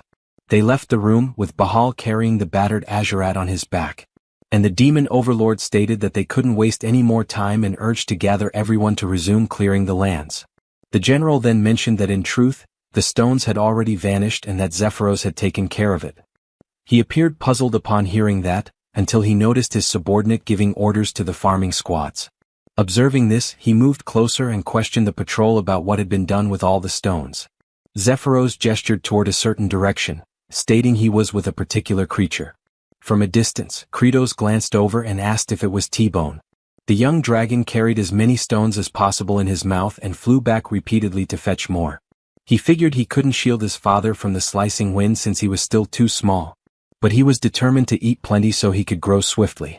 While soaring, he realized his father was calling him and immediately changed course toward him, which made Kratos thrilled to see his child even while wearing a fearsome expression. He contemplated that the slicing winds didn't occur frequently, and that if his baby dragon kept watching the sky and released the icy breath at just the right moment, they might manage to block the hurricane, but he considered there was no alternative, since avoiding this would lead to an even bigger problem. Then Zephyros mentioned that the Chunho supply was running low and asked whether they should prepare more. Kratos answered that it wasn't necessary and pondered that the first challenge of farming was natural disasters, and the second was cost, hurdles they would need to conquer. Meanwhile, inside the fortress, Sergi rested in her chamber until she removed her helmet. She, a stunning blonde, shook out her hair and remarked that the stench of manure still clung to her even after so many days without stepping into the fields. At that instant, Kratos called at her door, saying they needed to discuss something. She found it odd, since the demon overlord had never come to her room before. So she questioned what he wanted, claiming they had nothing to discuss. He stated he truly needed her assistance and asked her to please open the door. She became enraged and ordered him to leave, but he insisted, warning her that he would enter. Sergi spun around, shouting that there was no reason for them to talk, until she saw Kratos nearly naked crossing the doorway and became frantic at the sight. She then demanded to know if he was insane for entering a woman's room like that. Immediately, he dropped to a crouch, prompting her to ask what on earth he was doing. Kratos explained that without her, he was helpless. She didn't understand and blushed furiously. Kratos reflected that in order to cut costs, he was even prepared to kneel since he urgently needed her sharp blade at that moment. Sergi, still flustered, said that if he needed it so desperately, she was willing to hear him out. He quickly noticed her reaction and couldn't believe she had suddenly changed her demeanor. They proceeded to the storage area and stood before the potatoes. Kratos requested her to slice the potatoes since they needed to be halved for planting. Upon hearing this, she flew into a rage, feeling completely deceived. While cursing the demon overlord with every possible insult, he attempted to clarify that the task was simple, and that she shouldn't cut potatoes with 3 or fewer sprouts, but if there were 4, then she could proceed. He stressed that she must keep in mind the number of sprouts on each side of the slice, since they needed to be evenly divided.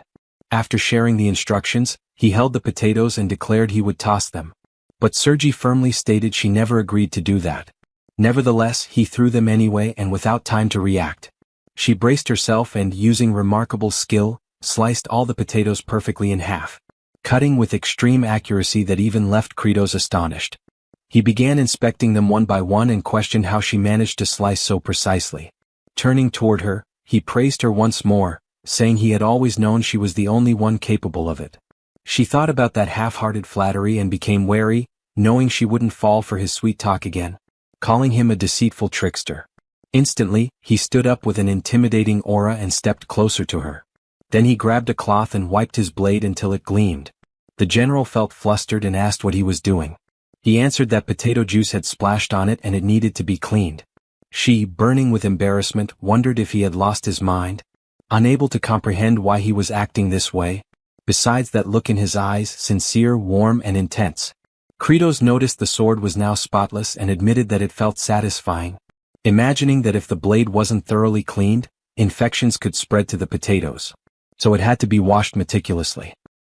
He approached her again and with a captivating gaze, asked her to please lend a hand, insisting she was the only one who could accomplish it. Inside, he thought she was the sole demon capable of cutting potatoes while also helping to store the chunos. Sergi, still blushing, took a deep breath and agreed to assist this time. Inwardly, she called the demon lord foolish. He rejoiced at her response and said he would fetch hot water and towels so they could spend the entire night cutting together. She simply couldn't understand why the demon lord was so thrilled, once again calling him silly. After that, they continued slicing all the potatoes, while Hartok watched from afar, seeing the two working in total harmony as they cut. He fumed at the sight, thinking Sergi had also become one of the pitiful fools, volunteering to serve the demon lord simply because she received a few compliments. Meanwhile, beneath the scorching sun, Azurat was still tied to the cross, contemplating what it meant to truly live and wondering what purpose a lightning rod had to keep existing since such a harsh life seemed worthless. Then Flute approached and mentioned that the elders had saved chunos for him, and asked if he wanted to play the game of tossing them. He called her a brat and asked if she truly believed that a great general like him would ever play a game with a low-ranking demon, warning that he would devour her alive if she dared come closer. Regardless, she tosses the food, but it lands directly in his mouth.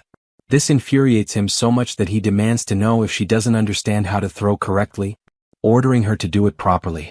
From a distance, the one with the monocle observes and concludes that Azurat has already lost his sanity, thinking he has taken so many blows that he can't think clearly anymore. Then he spins around after hearing someone yelling. It was Kratos announcing that they would finally begin planting the potatoes in the fields. Hartok watches the scene and decides that he never expected anything from him anyway. At that exact moment, the farming squad begins expressing gratitude to Sergi for slicing all the potatoes for them. She, slightly embarrassed, responds that she didn't cut them for their sake. The monocle wearer notices her reaction and questions what kind of expression that is, since it doesn't resemble the face of a great demon general.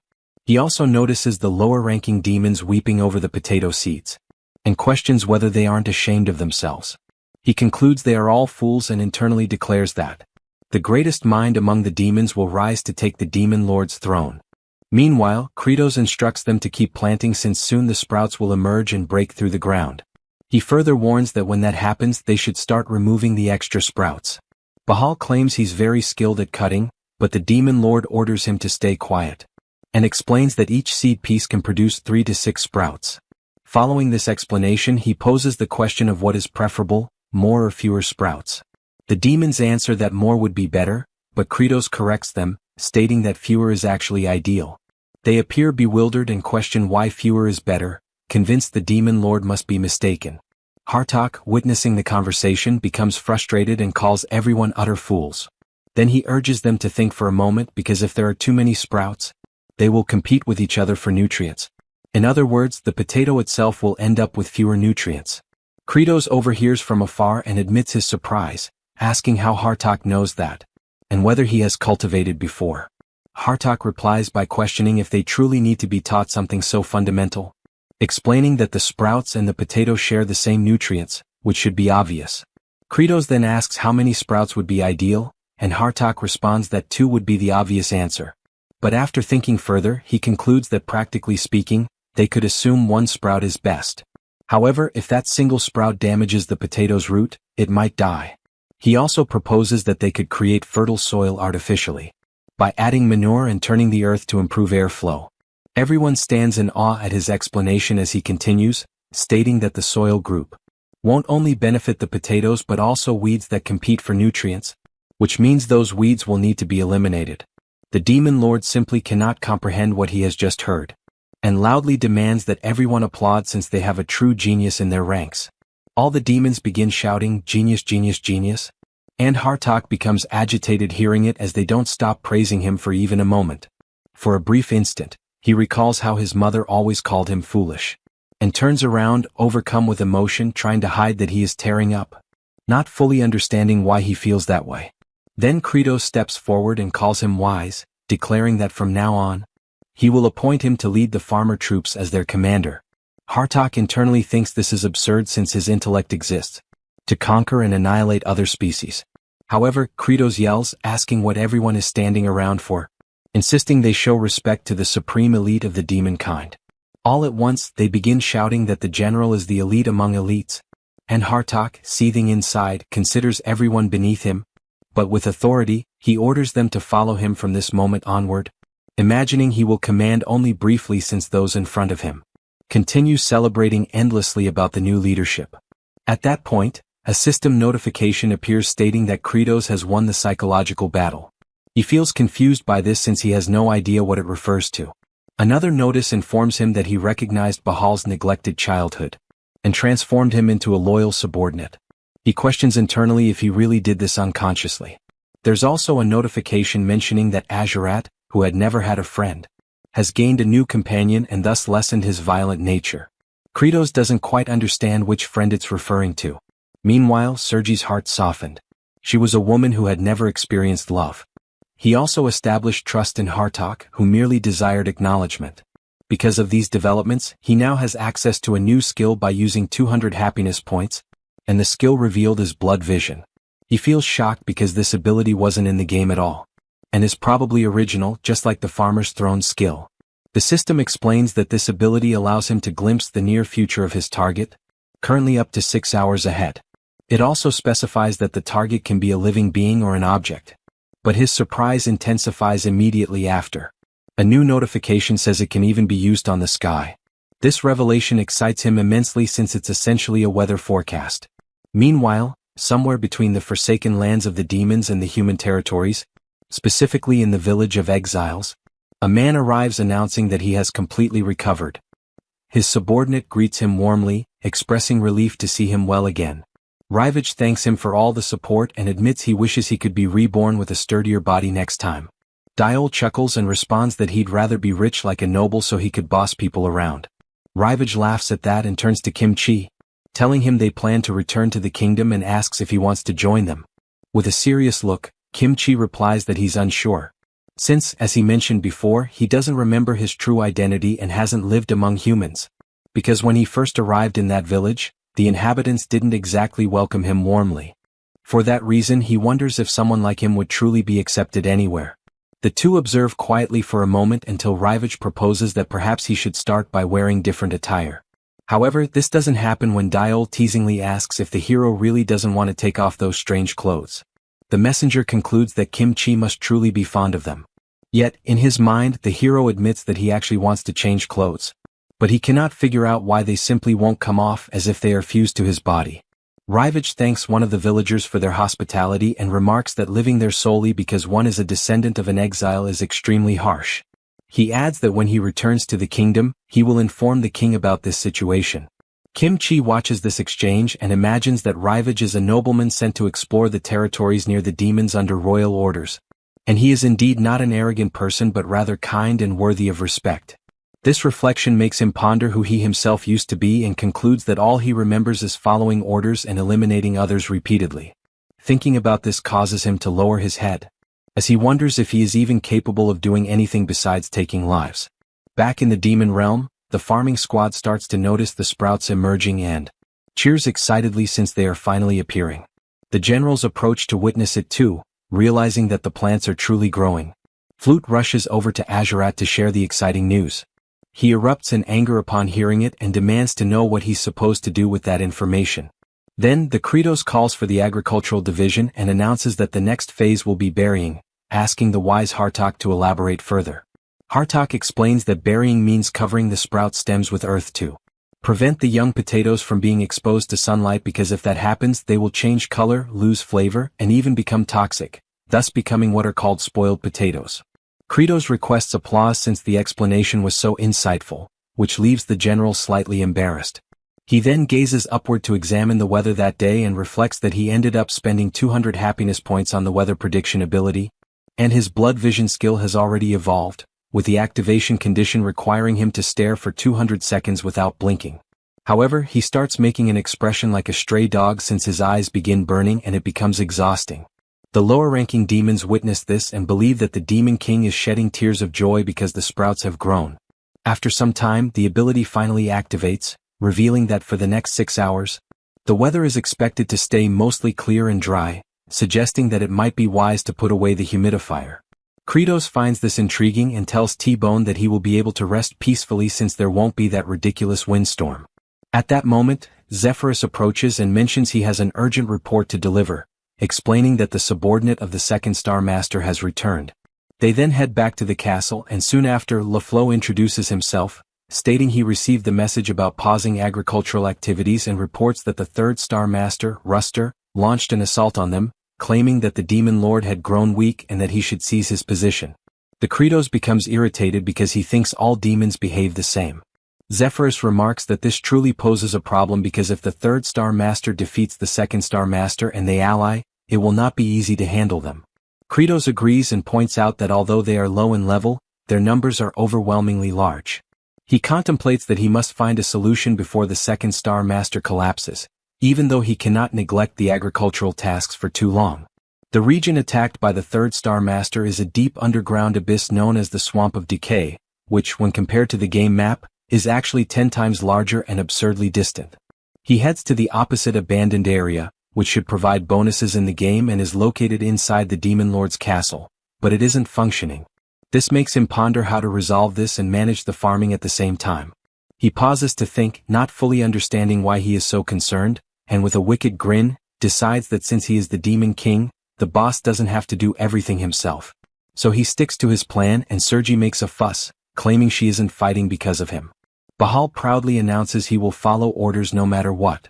The Kratos concludes that he can dispatch 2 of his 4 generals to the battlefield, and along with some powerful demons, they can make a significant impact. He knows that in the boss's domain, the shortcut system is fully connected, including one that leads directly to the Swamp of Decay. Aware of this, he orders the long-range sprayer to be launched, believing that if he and Hartok fully concentrate on the fights, everything will succeed. The Second Kingdom is engulfed in flames and Planus, the second Star Master, is kneeling on the ground and confronts the enemy, demanding how he dares challenge the Demon King and commit treason. The demon approaches and declares that this is a revolt, saying he had no other choice. This is Ruster, the third Star Master. He claims that ending that war will only bring devastation to their race.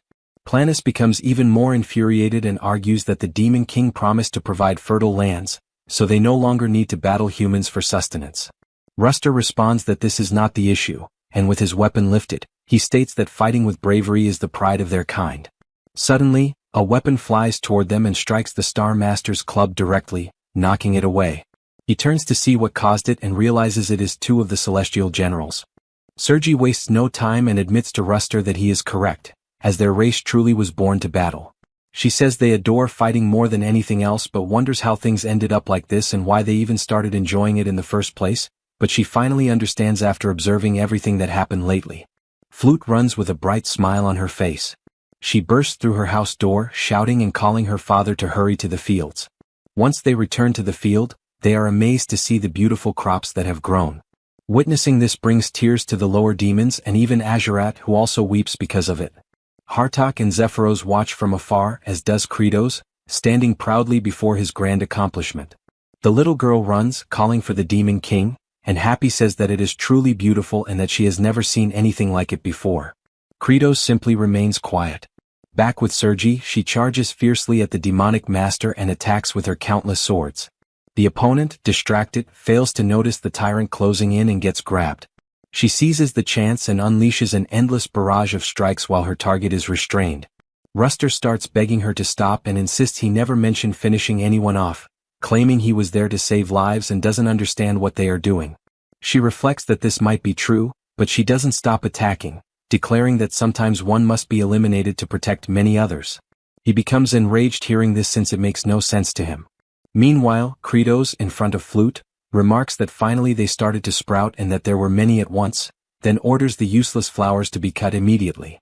The demons are upset about this, and Azurat starts yelling, declaring he will never forgive the Demon King for being so heartless. Hartok enjoys hearing this since even in that situation, the king stayed true to his nature. Because of that, he asks what everyone is waiting for since they must carry out the order at once.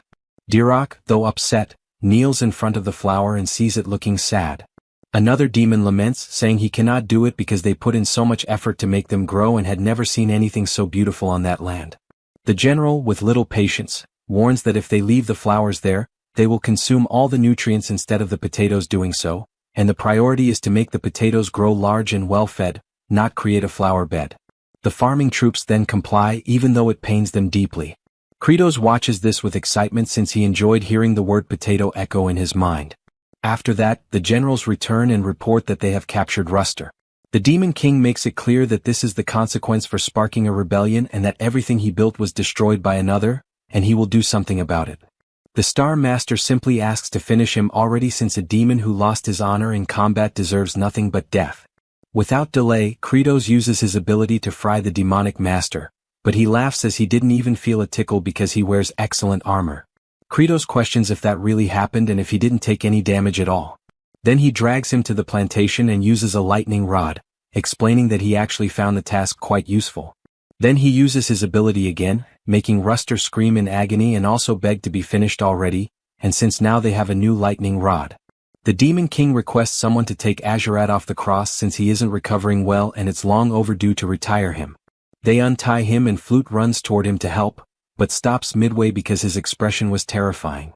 The general keeps muttering that the little demon girl humiliated him for too long and that's why he wants to devour her first. She freezes in shock upon seeing his ominous aura.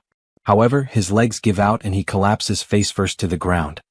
He curses it all since it has been ages since he last walked until Bahal approaches and lifts him into his arms, leaving Azurat inconsolable to the point of demanding what the hell he thinks he's doing since he's not a princess to be carried around like that. The big guy ties him to his back to carry him and says it was an order from the Demon Lord and that he'll stay like that for now. The Prince of Darkness is furious about it, swearing that he will never forget this humiliation. Meanwhile, Kratos watching from a distance admits that he was worried that Lunatic would snap again, but when he used his blood vision skill, he quickly knew the weather would stay the same for 6 hours and so he decided to release him. He points his finger and says that Harvest Day will come soon so they need to move faster. But deep down he's relaxed since he has a super fast wheat cutter that can eliminate the flowers instantly. He also has a professional transporter that makes everything much smoother. He reflects that, in a way, the autumn harvest isn't far off and the food supplies are steadily depleting, and even though demons are used to famine, he can't bear to see how exhausted they'll become. At that moment, someone approaches calling out to him. It was Planus, who introduces himself as the master of the second star and is there to express his gratitude for having been saved. Kratos stands quiet for a moment, and so does the Star Master. Then, he abruptly shifts his expression to rage, leaving Planus bewildered as to why he suddenly turned furious. All Kratos can think about is why that demon showed up empty-handed to offer thanks when he could have at least brought some wine or a few fruits. The Star Master mentions that he is currently gathering some of the third star subordinates and will soon put them to work. All the Demon King can think about is that the potatoes are thriving splendidly, and he wants to harvest them quickly to prepare chunos. He says that what he really wants is to watch the demons eat until they are completely satisfied. Only then does he pause to think about why he started doing this in the first place. While lost in his thoughts, the second Star Master announces that he will prepare the troops and then leaves the field. Kratos watches him depart and considers that this Star Master was among the weakest and least advanced, yet he liked the confidence he carried and his unwavering loyalty to the demon homeland. He also guesses that this demon is technically like a plant, so in the end he might turn out quite valuable. As Planus walks through the field, he feels under his feet that the earth is incredibly rich and brimming with nutrients unlike anything he had ever sensed before. After strolling for a while, he imagines that at first he was merely a sprout and therefore never grew properly using nutrients. But he finds that soil remarkably different because it was nurtured by Lord Kratos. He uses his power and begins to root himself into the mountain, concluding that he can become stronger in that ground to the extent of potentially rising to the level of Demon King. Thinking about this, his roots start spreading throughout the entire land. The next day, Kratos shouts at the low demons to prepare for exercise time. Starting with arm movements, the Demon Lord guides them with bizarre music. The low demons sing along with him, copying every single demonstration. Kratos, watching T-Bone enjoying the exercises, thinks about how messy the crew was at the beginning and feels amazed by how precise they are now. Thanks to their demonic physical properties, they can follow even the most surprising instructions. While they roll from side to side, Kratos realizes that the low demons will become essentially strong under his command. Suddenly, Bahal arrives, shouting loudly while carrying Azurat on his back. He announced that all the potato leaves had turned yellow, immediately catching Kratos' attention. Everyone hurried to the field and quickly noticed the obvious change in the color of the potato foliage. Zephyros sighed heavily at the sight and questioned aloud if it would truly be impossible to produce anything now. Sergi grew visibly disheartened witnessing the scene. Hartok, on the other hand, found himself completely puzzled, unable to comprehend what had gone wrong. He speculated whether it might have been due to the absence of wind or perhaps even a shortage of water. This left him feeling frustrated and betrayed by his own expectations, causing him to angrily question why on earth he had pinned his hopes on something that now seemed nothing more than a foolish delusion. Just then, the brother stepped forward, approaching the generals and making his way over to the potatoes. He knelt down, grabbed one sprout and carefully pulled out a potato.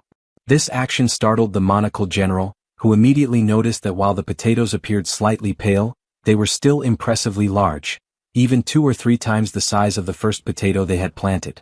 Kratos broke into a satisfied grin and pointed out that they were overlooking the real success. The potatoes had effectively done their job. By absorbing all the nutrients from the leaves, they had grown larger and, as a result, likely tastier. He declared proudly that everyone had performed exceptionally well and emphasized that this achievement had only been possible thanks to their collective effort. Hearing this, all the generals became deeply moved, realizing that their hard work had not been in vain after all. Later that night, back at the castle, Kratos lay in bed reflecting on the praise he had given to the demons earlier. This moment of appreciation stirred up memories from his past life, when he had once planted a tomato plant and his grandmother had complimented him, saying the tomatoes were thriving because of his care. The next memory that haunted him was seeing her being taken into an ambulance, and all he could do was scream helplessly as he watched her being intubated. After dwelling on these thoughts for a while, he rolled over and began to criticize himself, thinking that such sentimental feelings were pointless. As the Demon King, someone meant to embody coldness and authority, he believed he shouldn't allow himself to feel emotions like that. He also reminded himself that even though they would soon have hundreds of potatoes to eat, they could not afford to let their guard down. Relying too heavily on potatoes could lead them straight into starvation if something happened like a pest infestation, similar to the infamous Irish famine. In other words, he understood clearly that while potatoes would solve the immediate crisis, they would eventually need to plant a variety of other seeds to ensure future survival. Suddenly, a violent tremor shook the ground, prompting him to leap up and demand to know what was happening and if there was any issue within the castle. At that exact moment, a massive crack split open, and a gigantic root erupted from below, smashing everything in its path and shooting up to a towering height before him. Kratos stood there, stunned and horrified, shouting in disbelief, questioning what on earth that monstrous thing was. Meanwhile, outside in the fields, Flute was still carefully examining the potato leaves. She recalled that the Demon King had mentioned that the leaves would naturally fall off as the potatoes matured. However, she sensed something felt terribly off and began to dig with determination, convinced that something was wrong beneath the surface. When she finally pulled one of the potatoes out, she was horrified to discover that the vegetable had simply vanished. She prepares to dash off, intending to alert the adults immediately, but soon freezes in place as the entire castle becomes engulfed by countless enormous branches. Kratos finds himself ensnared by the massive tendrils, and just then the Star Master emerges, laughing mockingly and remarking that the Demon King now resembles a helpless insect. Kratos cannot comprehend what he's seeing since that towering figure is actually Planus, the very one who had assisted them only moments earlier. Planus reveals, boasting proudly, that thanks to the nutrient-rich, fertile earth Kratos had cultivated, he was able to grow into this monstrous form. It is only then that Kratos pieces everything together and realizes in horror what must have happened to his precious crops, his rage boiling over as he roars, calling Planus a bastard and demanding to know exactly what he had done to the fields. The Star Master taunts him, asking sarcastically if he's furious and what exactly he plans to do about it. Without warning, Planus violently swings Kratos back and forth before hurling him forcefully to the ground, causing severe injuries instantly. Meanwhile, the generals scramble frantically around the castle, struggling to make sense of the chaos, while Bahal pleads to be freed so he can rush to rescue the Demon King. Sergi and Azurak question if he's lost his mind, pointing out that even if they attempted something, facing that star demon would be impossible. Yet, Bahal remains defiant, asserting that indeed the Demon Lord is weak, a truth he discovered when he himself was aided by Kratos, proving how fragile the king truly is. The devastation within the castle continues without pause, until Planus, having absorbed all the nutrients from the earth, assumes a gargantuan form. At that moment, Kratos plummets helplessly from the immense height. The generals gaze upward in disbelief, and Zephyros is left aghast, questioning if that towering creature is truly Planus. Planus commands all to listen and with a chilling voice, declares that Kratos is dead. All the generals are left in utter shock, unable to process it, and the loyal servants and the baby dragon share the same disbelief. The lower demons are overcome with grief, especially Flute, who breaks down sobbing uncontrollably. Planus continues his proclamation, reminding them of the ancient demon law that dictates power belongs solely to the strongest. For that reason, he officially declares himself the new demon king and orders every last one of them to bow before his overwhelming might. Hartok reflects on the unfolding scene, realizing that the Star Master had indeed absorbed all the land's nutrients, and with Kratos incapacitated, he is now unquestionably the strongest. Accepting this brutal truth, he bows, resigning himself to the rule that demons always follow strength above all else. Sergi, filled with frustration, reluctantly bows as well, followed by Bahal and Azurat. Zephyros remains in disbelief, paralyzed by the reality of the situation, while Azurat urges him impatiently, demanding that he show proper respect. Seeing no alternative, finally bows too, and in that moment, everyone submits to the colossal new king, while Zephyros can only cry, mourning the loss of his sovereign. Meanwhile, Kratos finds himself in a different realm, where he hears the voice of his mother from his childhood, calling to him and inviting him to play hide and seek. He senses something odd about that day and wonders aloud if this might be a dream. His mother instructs him to close his eyes tightly, promising to count to 10, and only after that should he begin searching for her. The young boy begins to count, and when he finally reaches 10, he calls out, asking desperately where she is, unable to locate her. In a rising panic, he starts to scream, pleading for his mother to come out, and wonders if counting to 10 again might somehow bring her back.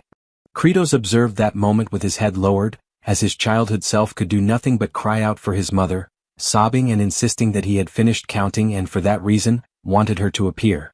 Suddenly, a system notification called out to Kratos, urging him to wake up. He eventually forced his eyes open, trying to comprehend what had happened and questioning whether the message had truly addressed him by name. Confused, he asked the notification where it was and if by any chance he had already died. The system instructed him to move, warning that if he did so, he might still survive. He wondered if he could use the glitch technique but quickly realized he couldn't, since there wasn't even enough space to shift his body. However, he noticed that at least one of his hands could still move, so he decided that even if it had to be slow, he would begin digging. Despite the agony, he kept pushing himself, determined not to give up. Meanwhile, outside, Planus called for the scribe to come forward. Zephyros approached and introduced himself formally as the recording secretary. The Star Master then commanded him to record everything accurately, declaring that this was their first grand step and announcing that they would soon begin the invasion of human territories, making it clear that they intended to dominate all humans and raise them like livestock to be consumed. Hartok lamented the situation, remarking that it seemed they had gone back to the beginning. Azurat thought it was actually good news, as at least he would get to fight and slaughter as many as he pleased. Sergi reflected that this was the life demons had always led anyway, and if it meant satisfying his hunger, then so be it. Bahal, on the other hand, didn't think about anything at all. At the same time, all the generals struggled to understand why this new situation left them feeling so uneasy. Meanwhile, Kratos kept trying to crawl out from beneath the debris but felt his breath slipping away as he struggled to breathe properly. Back outside, Planus ordered all the demons to seize their weapons, declaring that it was time to march forward. Zephyros had a thought and warned the new demon king that they couldn't go to war at that moment. Planus didn't appreciate hearing that, and his menacing look caused all the generals to tense up in fear.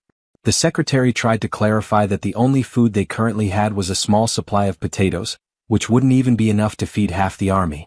Planus dismissed the concern, saying they actually had more than enough food. Then, using his massive branches, he seized Flute, leaving her terrified. Her father began screaming desperately in horror. This immediately caught Azurat's attention.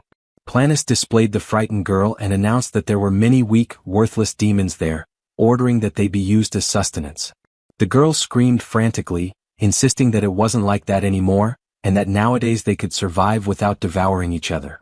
She shrieked louder and louder, reminding everyone that the king had promised them such a future. Planus watched her desperate cries and then dropped her from the towering height. Meanwhile, Kratos, still trapped under the rubble, realized that his heart was stopping. He concluded that if he died now, all the demons would starve. So, he forced his eyes open and activated the bloody strike technique on himself, electrocuting his own body. He decides he cannot allow everyone to starve again, so he resumes digging, screaming with all his might to draw out energy, and with that effort he manages to dig even if only little by little. Outside, Planus is watching as Azurat rescues the little girl, cradling her in his arms. The MC keeps struggling to climb, and whenever his heart threatens to stop, he uses his bloody impact technique to jolt himself awake, but he realizes he's far too exhausted. Then he starts to contemplate whether he still has a long way to go, or if at least he is heading in the right direction, questioning whether his efforts still hold any meaning. Thinking about this weighs him down even more. Outside, all the generals stare wide-eyed, watching Azurat holding the child. Flute is speechless after being saved, and the Star Master asks if he has completely lost his mind. The Blood Prince just keeps staring until he feels the tremor and realizes the massive demon is closing in. Panicked, he tries to cover up by claiming that the little girl is his snack since he had been eyeing her for a long time. However, Planus doesn't buy into this absurd excuse and strikes Azurat harshly with a branch, sending him flying past the generals and leaving him knocked out on the ground. Zephyros laments the scene since he's powerless to intervene. The Star Master once again demands that everyone get ready for battle. Zephyros musters courage and shouts that there's no valid reason to proceed like this. Immediately after saying that, one of the branches lunges at him, but the tyrant general moves swiftly with his axe and intercepts the strike, making Planus even more enraged. Bahal yells that the Demon King had left a mission for the secretary, questioning who will count the potatoes if he perishes. The Star Master retorts, asking if they are suggesting a rebellion. Hartok quickly denies it, saying such a thing would be unthinkable, but he stresses that they believe the former Demon King Kratos' plan to invest in farming was a much wiser directive.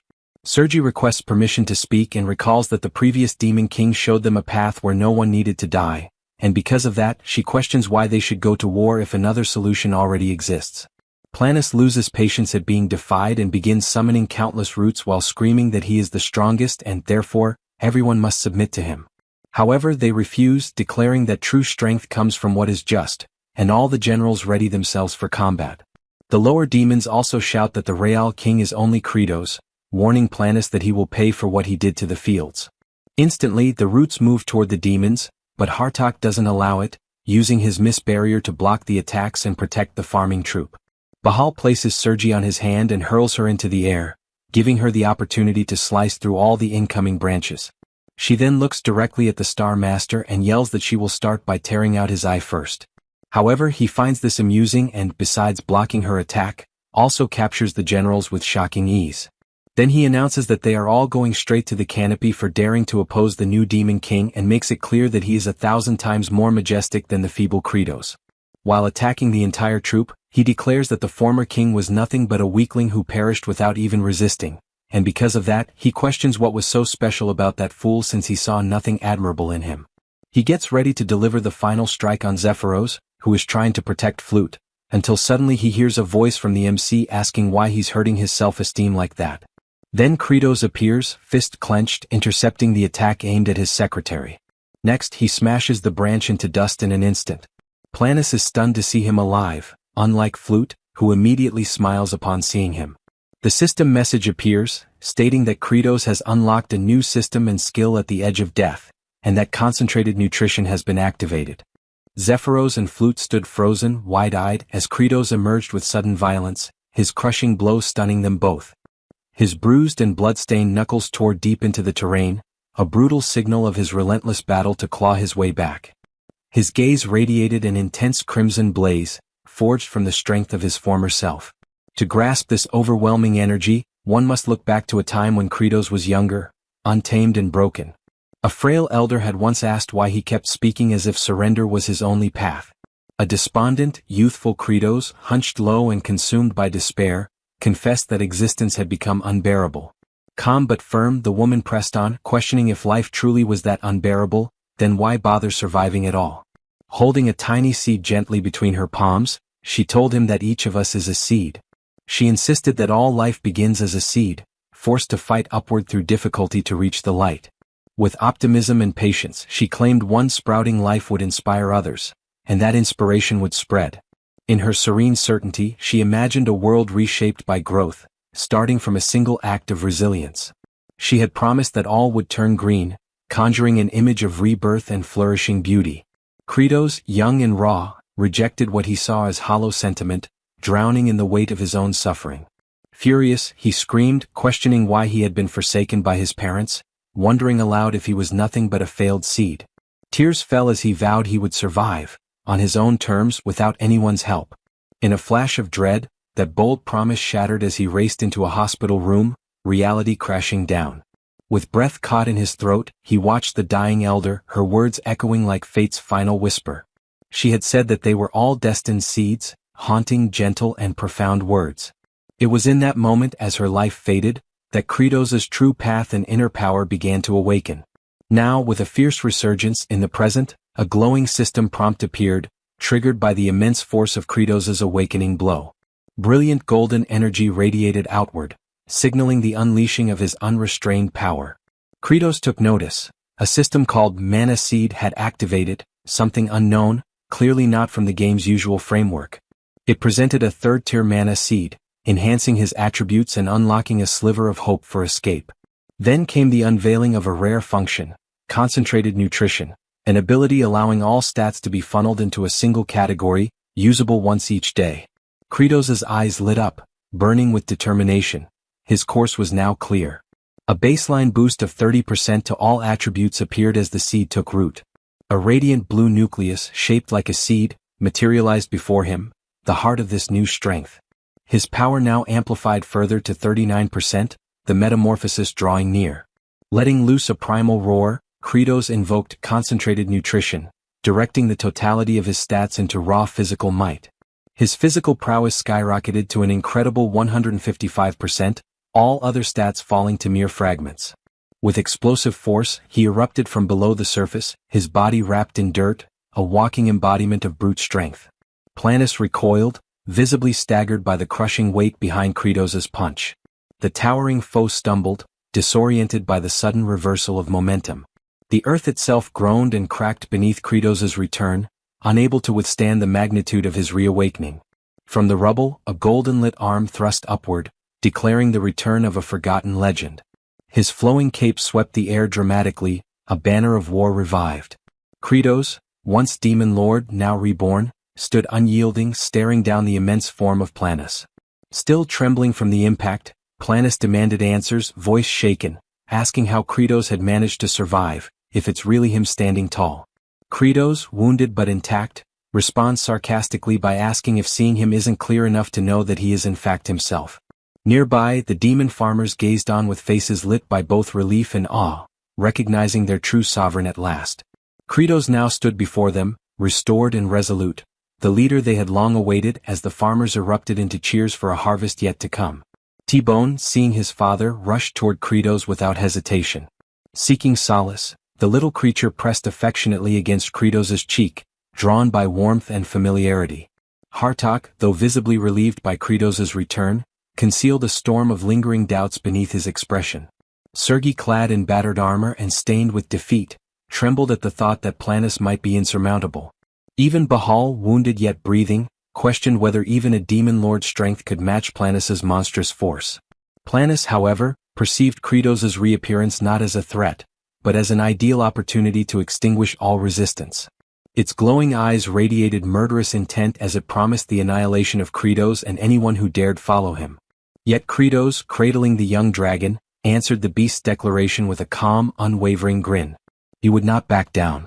He spoke with clarity, explaining that despite Planus's sheer magnitude, its movements followed a set rhythm, like a predictable raid boss. Internally, Kratos assured himself, every one of the creature's attacks could be sidestepped. He had seen all of these patterns before. Tactical and methodical. He knew the farmer battalion, who had endured brutal training sessions under his command, were equally prepared. Their bodies had been conditioned to react, trained to dodge even monstrous blows without hesitation. As Planus thundered forward, unleashing a deafening battle cry, Kratos issued the call for formation. His troops assembled without delay. The titanic foot of the enemy came crashing down, aiming to crush them in one strike. Kratos ordered them to shift left, and the squad moved with perfect unity. The ground split violently beneath the place they just stood, but their synchronized movements spared them. He called for them to veer right, and again they executed the maneuver like clockwork. He barked for them to hit the ground as a sweeping limb cut through the air just overhead.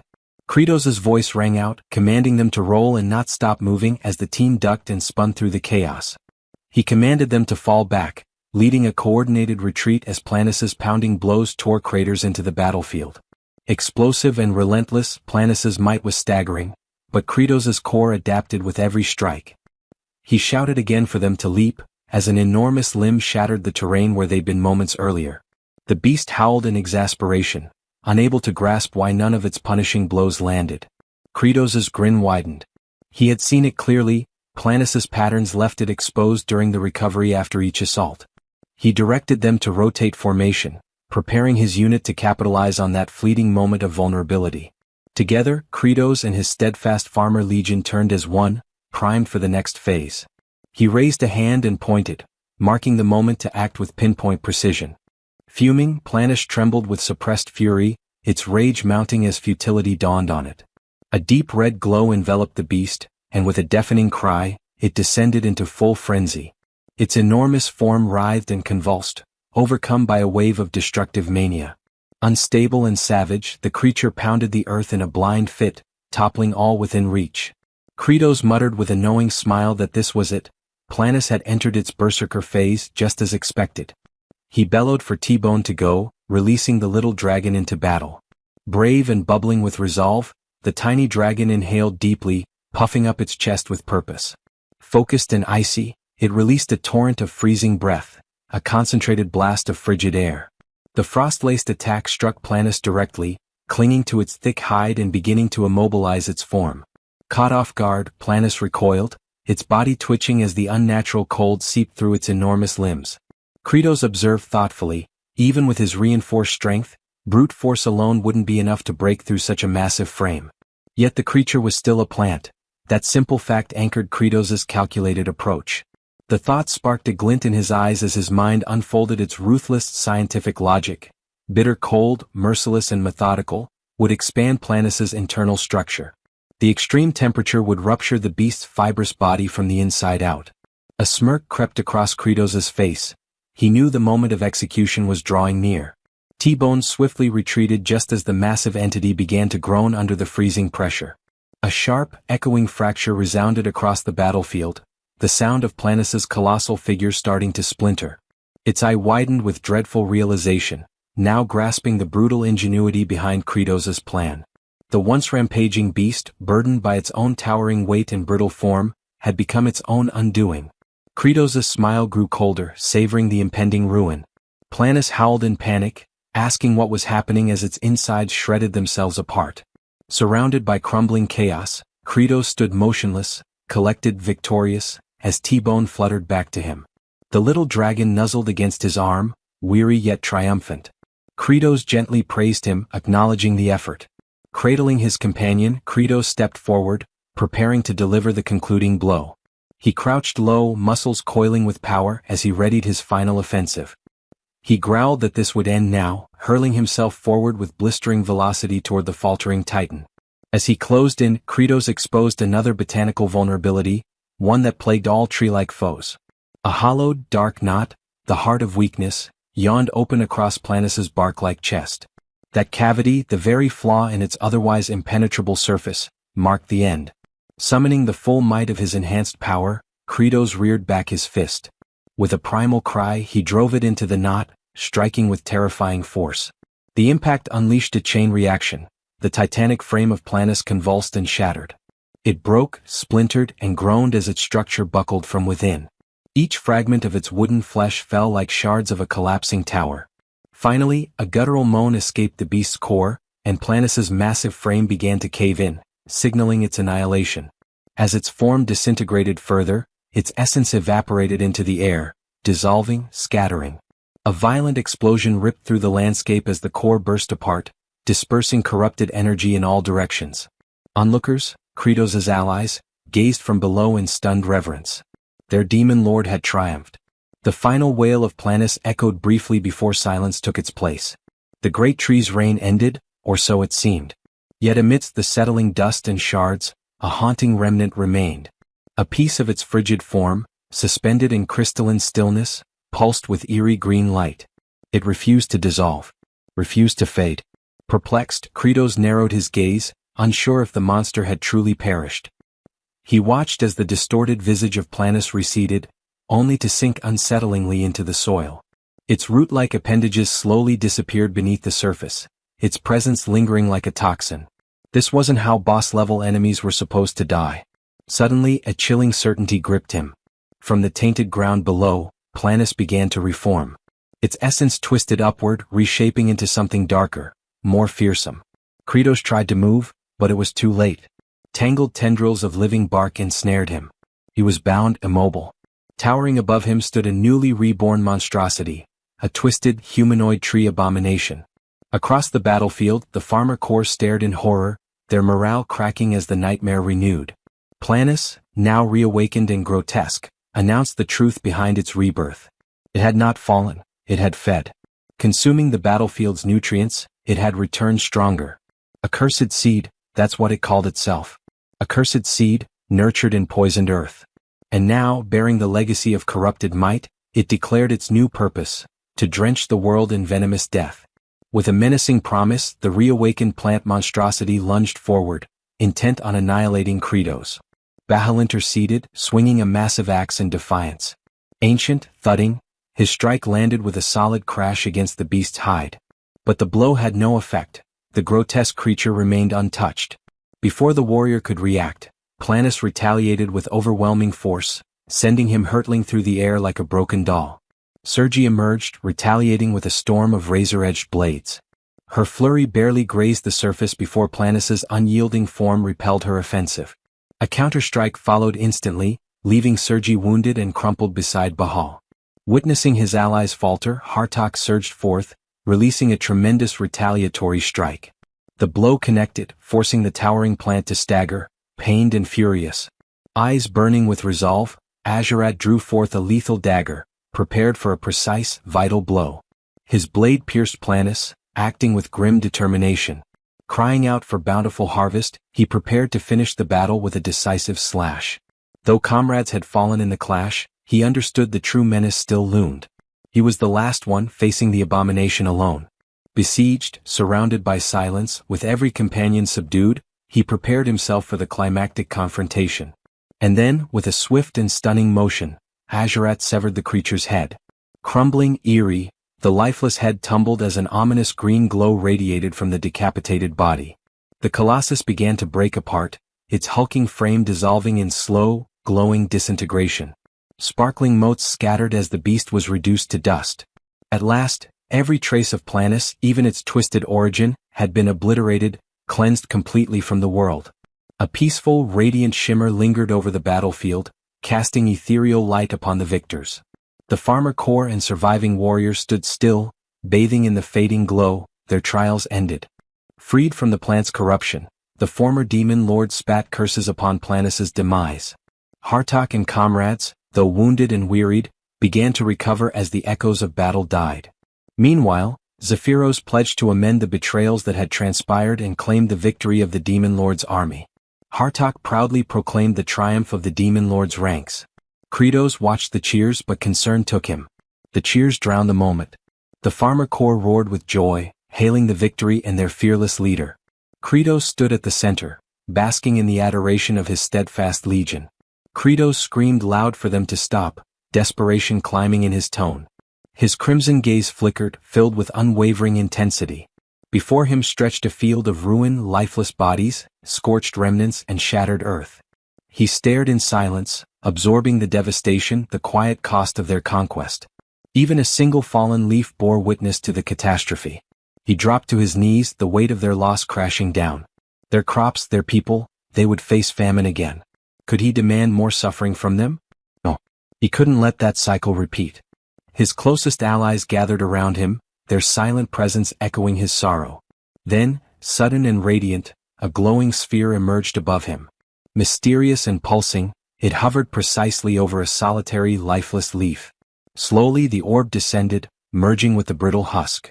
Hopeful, unexpected, a miracle revealed itself. And then the dead leaf shimmered. It pulsed once, vivid, alive, renewed by unseen power. Zephyros observed Kratos, whose drooped posture betrayed a storm of frustration, and an unexpected wave of empathy stirred within him, not only for the present moment but for a memory rooted deep in his past. That recollection carried him to a dank prison cell where frightened demons cowered in silence. Among them, one muttered cynically about the new demon lord, dismissing any significance it might bring. To him their fate as livestock was unchangeable, mere fodder under any rule. Then came the sound of rusted hinges creaking open. A green-skinned demon stepped inside. Panic surged through the cell like wildfire. Most recoiled into corners, trembling. All except one. Young Zephyros remained seated, his expression void of emotion. The green intruder, puzzled by this apathy, approached. Without hesitation, it seized him by the collar like one might handle poultry. Still, the boy's demeanor remained unchanged. Just as the creature drew its blade, an explosion of motion ended its advance. Kratos had arrived, silent, lethal, and filled with fury. In an instant, the green demon's skull was pulverized, collapsing like overripe fruit under pressure. In the aftermath, Kratos questioned the boy's lack of fear. Zephyros responded with startling calmness. He confessed that fear had long left him, and perhaps death would be more merciful than an existence spent in dread. Their struggles felt meaningless, just cattle awaiting slaughter. There was no use in delaying the inevitable. That blunt honesty struck a chord within Kratos. With a rare smirk, he recognized something familiar in the boy's bleak clarity and extended an invitation. From that moment, Zephyros became the demon record keeper. That day Kratos made a vow to break the cycle of internal predation that plagued their kind. In the present, Zephyros now witnessed a once revered demon lord, one not defeated by force but by the weight of remorse. Rather than speak, he simply moved. Without a word, he grabbed a hoe and began tilling the earth. This subtle defiance caught Hartox's attention. He understood. Orders rang out. The field transformed into action. No war cries, no blades, just hands and tools. The demons, hardened from countless battles, responded to a different call now, one of soil, sweat, and solidarity. Their chants became rhythmic, echoing their new resolve. They sang of plowing through hardship, of oxen moving slow but steady, and of calloused hands pushing through resistance. Kratos, watching in silence, slowly grasped their intent. They had not been broken, they were ready. His eyes sparked with realization. Assignments were given with purpose. One unit would seek out every viable potato. Others prepared tools, sliced seed potatoes, aligned rows, raised soil beds. Zephyros would ensure the blades remained spotless. Hartox would take command of the front effort. Agerat was sent to gather all equipment. Kratos, filled with renewed conviction, raised a clenched fist. Their unified response echoed, a declaration of purpose, of harvest. Among them, Baal charged like a beast of burden, rope clenched between teeth, dragging a plow with raw, unfiltered strength. The image struck Kratos deeply. In that instant, the act of farming revealed itself not as mere cultivation, but war. Against drought, against blight, against failure. Elsewhere, Flute discovered a tiny sprout. Her expression radiated wonder, as if she had unearthed a priceless gem. Declaring it valuable, she lunged for it. But it wouldn't budge. Still tied to a post like a scarecrow, Raster mumbled suggestions half-heartedly. Just when she nearly gave up, another hand joined hers, Agerat's. Together they heaved. From the stubborn soil emerged an enormous root cluster, a potato so massive it could rival a final boss. In a cruel twist of irony, it landed squarely on Raster's face. Flute beamed with accomplishment, and Kratos turned at the commotion. His expression froze. What lay before him wasn't imagined, it was a real potato. Enormous, healthy, and alive. He was speechless. The soil, once barren, had come alive. The explanation came to him suddenly. After the defeat of Planus, faint sprouts had begun appearing. It all made sense. The walking colossus of a forest had redistributed nutrients into the land through its very collapse. Without hesitation, Kratos ordered a full excavation. The farmland burst into activity. Reports of colossal tubers echoed from all sides. A farmer lifted one that nearly needed transport clearance. It was undeniable. The soil was overflowing with bounty. Cries of discovery rang out. T-Bone, ever relaxed, lounged atop a potato the size of a cart, licking it like a sun-warmed treat. Tough demons, once warriors forged in brutality, now danced in joy, arms full of produce, faces beaming like children in spring. Zephyros, voice shaken with emotion, glanced toward Kratos with a question that needed no answer, asking if this is a bountiful harvest. Kratos held the massive crop in his arms. His gaze softened. The weight was real. His voice, usually stern, carried warmth. Tears welled up, not of sorrow but relief. Around him, laughter broke out, unrestrained and pure. And so it was. Against all odds, with hands once trained for war now sowing hope, they had achieved what once felt impossible. A true, bountiful harvest. A harvest awaited, one where hunger would no longer shadow their lives. Within the newly established demon stronghold, Kratos, bearing the title of Demon King, examined a cluttered assortment of makeshift reports pinned to a worn-out board. His gaze was sharp, expression solemn as he reviewed the current status of the Forsaken regions. The first territory, labeled with a solitary star, Sartl. Its ruling lord had made the mistake of rebelling, an error swiftly met with destruction. Adding to the fortune, once the heart of Frost ceased to pulse, his followers had disappeared like unpaid apprentices on the eve of a festival. The area now lay deserted, an open canvas for any ambitious settler armed with determination and a shovel. Next came the two-star zone, Planis's former domain. The death of its master left his scattered forces in complete disarray. Unsure of their moral compass, they wandered aimlessly, like forgotten side characters abandoned mid-quest. Then there was the third-star domain, Raster. An individual whose most notable legacy involved acting as a literal lightning rod. Oddly enough, perhaps his most meaningful contribution to date. Kratos considered retribution for past disobedience, but it felt akin to blaming a hamster for steering a sinking galleon. The final and most complex, the four-star territory, was home to a serpentine figure known as Tartu.